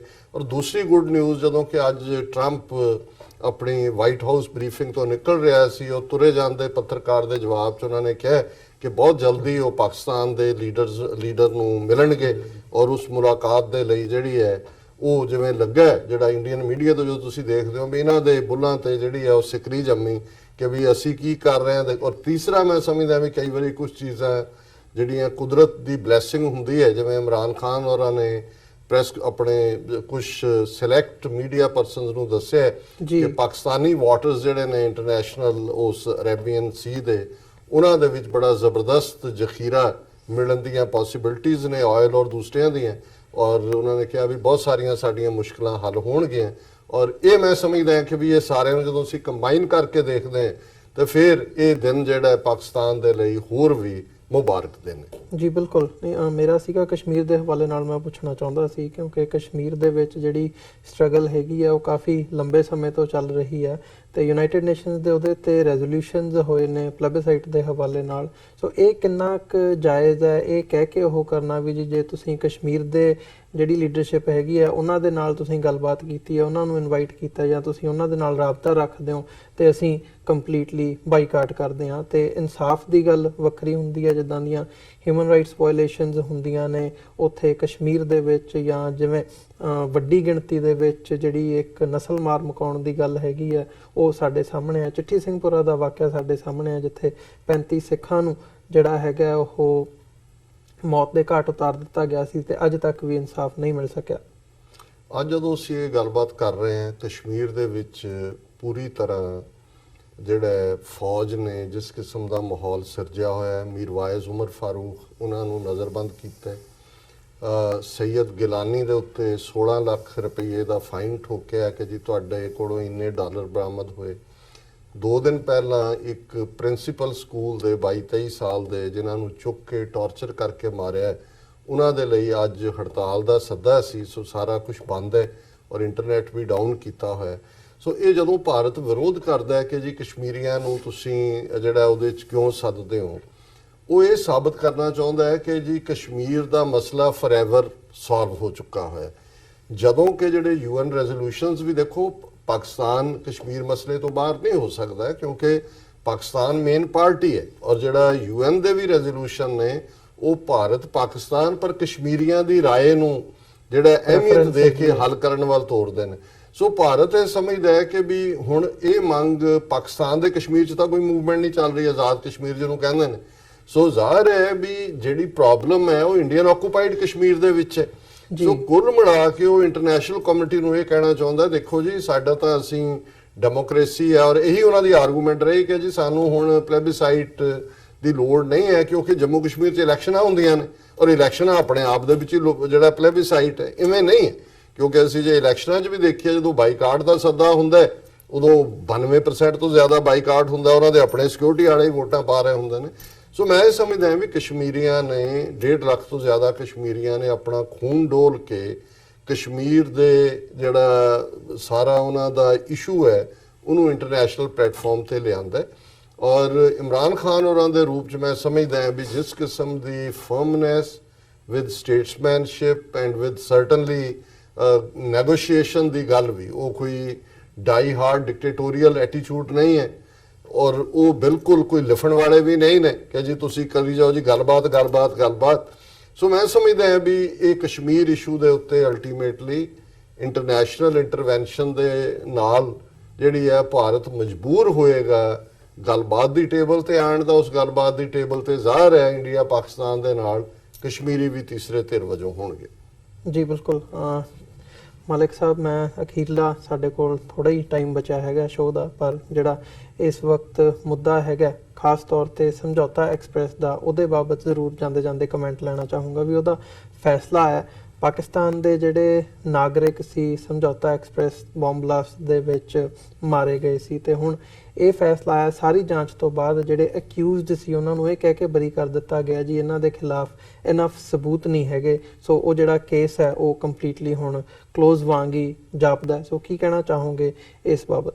ਦੇਖੋ, ਇਸ ਕਿਸਮ ਦੇ ਫੈਸਲਿਆਂ ਨੂੰ ਟੈਲਰ ਮੇਡ ਕਨਫੈਸ਼ਨ ਕਹਿੰਦੇ ਆ, ਜਿਹਦੇ ਅੰਦਰ ਆਪਣੀ ਮਰਜ਼ੀ ਦੇ ਜੱਜ ਰੱਖ ਕੇ, ਆਪਣੀ ਮਰਜ਼ੀ ਦੇ ਬਿਆਨਾਤ ਲਿਆ ਕੇ, ਆਪਣੀ ਮਰਜ਼ੀ ਦੇ ਸਰਕਮਸਟੈਂਸਸ ਜਿਹੜੀ ਆ ਉਹਦਾ ਵਿਖਾ ਕੇ ਫੈਸਲੇ ਜਿਹੜੇ ਆ ਮਨਵਾਏ ਜਾਂਦੇ ਆ। ਤੇ ਇਹ ਫੈਸਲਾ ਇਹਦੇ ਤੇ 60 ਤੋਂ ਜ਼ਿਆਦਾ ਕਿਉਂਕਿ ਪਾਕਿਸਤਾਨੀ ਜਿਹੜੇ ਆ ਮਾਰੇ ਗਏ ਸੀ ਤੇ ਬੇਗੁਨਾਹ ਮਾਰੇ ਗਏ ਸੀ, ਤੇ ਇੰਡੀਆ ਜਿਹੜਾ ਹੈ ਕਦੀ ਵੀ ਨਹੀਂ ਚਾਹੇਗਾ ਕਿ ਇੰਟਰਨੈਸ਼ਨਲ ਵਰਲਡ ਦੇ ਉਹ ਫੈਸਲਾ ਆਂਦਾ ਜਿਹੜਾ ਫੈਸਲਾ ਤੁਸੀਂ ਜਾਂ ਮੈਂ ਸੋਚ ਰਹੇ ਸੀ ਉਹ ਫੈਸਲਾ ਨਹੀਂ ਆਣਾ ਸੀ। ਲੇਕਿਨ ਮੈਂ ਸਮਝਦਾ ਕਿ ਅੱਜ ਦੇ ਜ਼ਮਾਨੇ ਦੇ ਅੰਦਰ ਅਸੀਂ ਇਹ ਫੈਸਲਾ ਵੇਖਦੇ ਆ, ਤੇ ਇੱਕ ਫੈਸਲਾ ਨਿਊਜ਼ੀਲੈਂਡ ਦੀ ਪ੍ਰਾਈਮ ਮਿਨਿਸਟਰ ਨੇ ਗੁਜ਼ਸ਼ਤਾ 8 ਦਿਨਾਂ ਤੋਂ ਕੀਤਾ ਹੈ। ਉਹ ਅੱਜ ਦਿਲਾਂ ਦੀ ਹੁਕਮਰਾਨ, ਦੁਨੀਆ ਦੀ ਜਨਤਾ ਦੀ ਦਿਲਾਂ ਦੀ ਹੁਕਮਰਾਨ ਬਣ ਗਈ ਜਸਿੰਦਾ ਆਰਡਰਨ, ਜਿਹਨੇ ਘੱਟ ਗਿਣਤੀ ਦੇ ਮੁਸਲਮਾਨਾਂ ਵਾਸਤੇ ਜਿਸ ਤਰ੍ਹਾਂ ਖੜੀ ਹੋਈ, ਗਨ ਲਾਸ ਚੇਂਜ ਕੀਤੇ ਤੇ ਦਬਾਅ ਕੋਈ ਬਰਦਾਸ਼ਤ ਨਹੀਂ ਕੀਤਾ ਜੀ। ਤੇ ਉਹਨੇ ਇਹ ਦੱਸਿਆ ਕਿ ਹੁਕਮਰਾਨ ਜਿਹੜੇ ਉਹ ਰਿਆਸਤ ਮਾਂ ਜਿਹੀ ਹੁੰਦੀ ਹੈ, ਤੇ ਹੁਕਮਰਾਨ ਜਿਹੜਾ ਹੈ ਉਹ ਬਿਲਕੁਲ ਯਾਨੀ ਪੁੱਤਰ ਜਿਹਾ ਹੁੰਦਾ ਹੈ। ਜਦੋਂ ਉਹਨੂੰ ਕਿਸੇ ਸਿੰਘਾਸਨ ਤੇ ਬਿਠਾਇਆ ਜਾਏ ਤੇ ਉਹ ਫੈਸਲੇ ਕਰਦਾ ਹੈ। ਇੱਕ ਪਾਸੇ ਅਸੀਂ ਇਸ ਕਿਸਮ ਦੇ 2 ਨੰਬਰ ਫੈਸਲੇ ਵੇਖਦੇ ਆ, ਇੱਕ ਪਾਸੇ ਅਸੀਂ ਉਹ ਜਸਿੰਦਾ ਆਰਡਰਨ ਨੂੰ ਦੇਖਦੇ ਆ ਜਿਹੜੀ ਅੱਜ ਸੱਚਾਈ ਦੀ ਤੇ ਅਲਮ ਦੀ ਪੂਰੀ ਦੁਨੀਆ ਦੇ ਅੰਦਰ ਨਿਸ਼ਾਨੀ। ਤੇ ਅੱਜ ਉਹਨੂੰ ਜਿਹੜਾ ਮੈਂ ਕਾਲਮ ਲਿਖਿਆ 4 ਦਿਨ ਪਹਿਲਾਂ, ਮੈਂ ਉਹਨੂੰ ਕਿਹਾ ਕਿ ਉਹ ਦਿਲਾਂ ਦੀ ਹੁਕਮਰਾਨ ਹੈ। ਤੇ ਵਾਕਈ ਇਹ ਕਦੀ ਵੀ ਇਸ ਕਿਸਮ ਦੇ ਫੈਸਲੇ ਕਰਕੇ ਜੋ ਵੀ ਕਾਬਜ਼ ਆ, ਚਾਹੇ ਉਹ ਕਸ਼ਮੀਰ ਹੈ ਜਾਂ ਖਾਲਿਸਤਾਨ ਦੇ ਲੋਕਾਂ ਨੂੰ ਦਬਾ ਨਹੀਂ ਸਕਦੇ। ਇਸ ਕਿਸਮ ਦੇ ਫੈਸਲੇ ਹਕੂਮਤਾਂ ਕਰਦੀਆਂ, ਕਿਉਂਕਿ ਮੈਂ ਇਹ ਫੈਸਲਾ ਇਹੀ ਸਮਝ ਰਿਹਾ ਸੀ ਕਿ ਜਿਹੜਾ ਆਣਾ ਸੀ। ਜੀ ਡਾਕਟਰ ਸਾਹਿਬ, ਤੁਸੀਂ ਇਹਦੇ ਚ ਐਡ ਕਰਨਾ ਚਾਹੋਗੇ? ਦੇਖੋ, ਮੈਂ ਬਿਲਕੁਲ ਮਲਕ ਸਾਹਿਬ ਨੇ ਜੋ ਕਿਹਾ ਕਿ ਜਸਿੰਡਾ ਬੀਬੀ ਨੇ ਜਿਸ ਕਦਰ ਕੱਲਾ ਕੰਪੈਸ਼ਨ ਨਹੀਂ, ਸਟੇਟਸਮੈਨਸ਼ਿਪ ਵੀ, ਔਰ ਗਨ ਲਾਜ਼ ਦਾ ਸਟੈਪ ਲੈ ਕੇ ਆਸਟ੍ਰੇਲੀਆ ਨੂੰ ਵੀ ਮਜਬੂਰ ਕਰ ਦਿੱਤਾ ਕਿ ਉਹ ਫੋਲੋ ਸੂਟ ਕਰੇ, ਇਹ ਲੀਡਰ ਦਾ ਹੋਣਾ ਹੈ। ਔਰ ਮੈਂ ਸਮਝਦਾ ਹਾਂ ਵੀ ਜਿੱਥੇ ਇੱਕ ਟ੍ਰੈਜੇਡੀ ਸੀ ਜੁਮੇ ਵਾਲੇ ਦਿਨ 2 ਮਸੀਤਾਂ ਦੇ ਵਿੱਚ 50 ਉਹਨਾਂ ਜਿਹੜੇ ਕਿ ਰੱਬ ਦੀ ਇਬਾਦਤ ਦੇ ਵਿੱਚ ਜੁੜੇ ਹੋਏ ਨੇ, ਉਹਨਾਂ ਦੀ ਮੌਤ।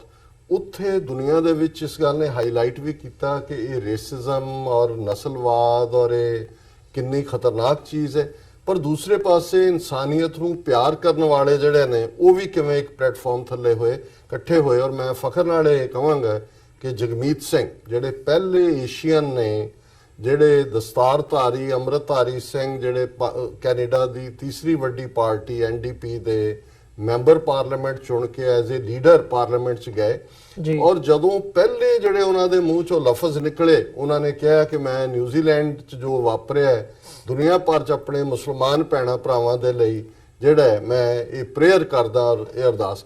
ਸੋ ਮੈਂ ਇਹ ਸਮਝਦਾ ਹਾਂ ਵੀ ਜਿਹੜੀ ਅਸੀਂ ਇਹ ਸਾਂਝਾਂ ਦੀ ਗੱਲ ਕਰ ਰਹੇ ਹਾਂ, ਇਹ ਸਿਰਫ ਕੋਈ ਪ੍ਰੋਟੈਸਟ ਤੱਕ ਮਹਿਦੂਦ ਨਹੀਂ ਹੈ। ਜਿਵੇਂ ਕਸ਼ਮੀਰੀਆਂ ਦੇ ਹਵਾਲੇ ਨਾਲ ਗੱਲ ਹੋਈ ਹੈ, ਚਿੱਠੀ ਸਿੰਘਪੁਰਾ ਦਾ ਤੁਸੀਂ ਜ਼ਿਕਰ ਕੀਤਾ, 19 ਸਾਲ ਹੋ ਗਏ ਨੇ ਪ੍ਰੈਜ਼ੀਡੈਂਟ ਕਲਿੰਟਨ ਦੀ ਵਿਜ਼ਿਟ ਦੇ ਆਧਾਰ ਨੂੰ ਜਿਹੜਾ ਸੈਬੋਟਾਜ ਕਰਨ ਲਈ ਔਰ ਸਿੱਖਾਂ ਦੀ ਹਿਜਰਤ ਕਰਵਾਉਣ ਲਈ ਇੰਡੀਅਨ ਏਜੰਸੀਆਂ ਨੇ ਕਰਵਾਇਆ।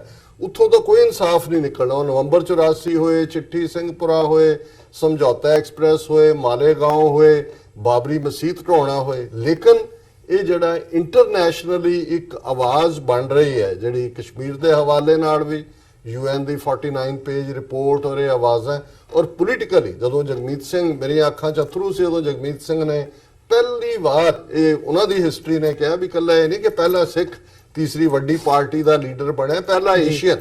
ਔਰ ਉਹਦੇ 'ਚ ਉਹਦਾ ਨਿਊਜ਼ੀਲੈਂਡ ਦੇ ਹਵਾਲੇ ਨਾਲ ਮੁਸਲਮਾਨ ਭੈਣਾਂ ਭਰਾਵਾਂ ਦਾ ਜ਼ਿਕਰ ਕਰਨਾ, ਇਹ ਲਫ਼ਜ਼ ਨੇ ਉਹਨਾਂ ਦੇ, ਇਹ ਛੋਟੀ ਗੱਲ ਨਹੀਂ ਹੈ। ਇਹ ਮੈਸੇਜ ਵੀ ਗਿਆ ਹਿੰਦੂ ਤਵੀਆਂ ਨੂੰ ਵੀ ਗਿਆ, ਜਿਨ੍ਹਾਂ ਨੇ ਜਗਮੀਤ ਸਿੰਘ ਨੂੰ ਹਰਾਉਣ ਲਈ ਪਹਿਲੀ ਸਟੇਜ ਤੋਂ ਹੀ ਟਿੱਲ ਲਾਇਆ ਕਿ ਜੀ ਇਹ ਤਾਂ ਰਾਈਟ ਆਫ ਸੈਲਫ ਡਿਟਰਮੀਨੇਸ਼ਨ ਦੀ ਗੱਲ ਕਰਦਾ। ਔਰ ਸਾਨੂੰ ਫਖਰ ਹੈ ਕਿ 2 ਸਾਲ ਪਹਿਲਾਂ ਜਦੋਂ ਸਾਡੇ ਇੱਥੇ ਹੀ TV 84 ਦਾ ਜਿਹੜਾ ਐਨੂਅਲ ਗਾਲਾ ਹੋਇਆ, ਸਾਡੇ guest of honour Jagmeet Singh ਸਨ, ਔਰ ਇੱਥੇ ਉਹਨਾਂ ਨੇ ਖਲੋ ਕੇ ਕਿਹਾ ਵੀ ਮੈਨੂੰ ਫਖਰ ਹੈ ਕਿ ਮੈਂ ਇੱਕ ਅੰਮ੍ਰਿਤਧਾਰੀ ਸਿੱਖ ਹਾਂ ਔਰ ਮੈਂ ਰਾਈਟ ਆਫ ਸੈਲਫ ਡਿਟਰਮੀਨੇਸ਼ਨ ਦਾ ਜਿਹੜਾ ਹੱਕ ਹੈ ਮੁੱਢਲਾ UN ਚਾਰਟਰ ਦਾ, ਉਹਦੇ 'ਚ ਯਕੀਨ ਰੱਖਦਾ ਹੈ ਔਰ ਉਹ ਹਰ ਇੱਕ ਨੂੰ ਹੱਕ ਹੈ ਆਪਣੀ ਆਜ਼ਾਦੀ ਦੀ ਗੱਲ ਕਰਨ ਦਾ। ਸੋ ਮੈਂ ਸਮਝਦਾ ਕਸ਼ਮੀਰ ਦੀ ਸਟਰਗਲ ਹੋਏ, ਖਾਲਿਸਤਾਨ ਦੀ ਸਟਰਗਲ ਹੋਏ, ਅਸੀਂ ਇੰਟਰਨੈਸ਼ਨਲ ਮਾਈਲਸਟੋਨ ਜਿਹੜੇ ਨੇ ਉਹ ਸਥਾਪਿਤ ਕਰ ਰਹੇ ਹਾਂ।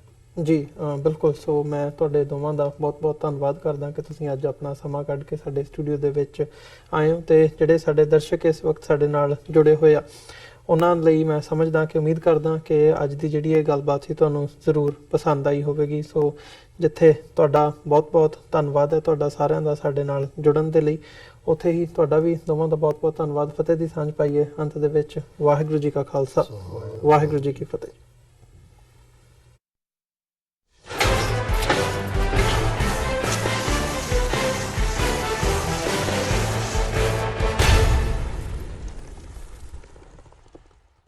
ਖਾਲਸਾ ਸਾਜਨਾ ਦਿਵਸ ਨੂੰ ਦੇਸ਼ ਵਿਦੇਸ਼ ਵਿੱਚ ਨੈਸ਼ਨਲ ਸਿੱਖ ਡੇ ਵਜੋਂ ਸਥਾਪਿਤ ਕਰਨ ਲਈ ਸ੍ਰੀ ਗੁਰੂ ਗ੍ਰੰਥ ਸਾਹਿਬ ਜੀ ਦੀ ਰਹਿਨੁਮਾਈ ਹੇਠ 6 ਅਪ੍ਰੈਲ 2019 ਦਿਨ ਸ਼ਨੀਚਰਵਾਰ ਨੂੰ ਕੈਪੀਟਲ ਹਿੱਲ ਵਾਸ਼ਿੰਗਟਨ DC ਵਿਖੇ ਸਵੇਰੇ 11 ਵਜੇ ਸਿੱਖ ਡੇ ਪਰੇਡ ਦਾ ਆਯੋਜਨ ਕੀਤਾ ਜਾ ਰਿਹਾ ਹੈ। ਸਿੱਖ ਕੋਆਰਡੀਨੇਸ਼ਨ ਕਮੇਟੀ ਈਸਟ ਕੋਸਟ ਵੱਲੋਂ ਆਪ ਸਭ ਨੂੰ ਪਰਿਵਾਰਾਂ ਸਮੇਤ ਇਸ ਪਰੇਡ ਵਿੱਚ ਸ਼ਾਮਲ ਹੋਣ ਲਈ ਬੇਨਤੀ ਕੀਤੀ ਜਾਂਦੀ ਹੈ। ਵਧੇਰੇ ਜਾਣਕਾਰੀ ਲਈ ਆਪ ਹੇਠ ਦਿੱਤੇ ਨੰਬਰਾਂ ਤੇ ਸੰਪਰਕ ਕਰ ਸਕਦੇ ਹੋ।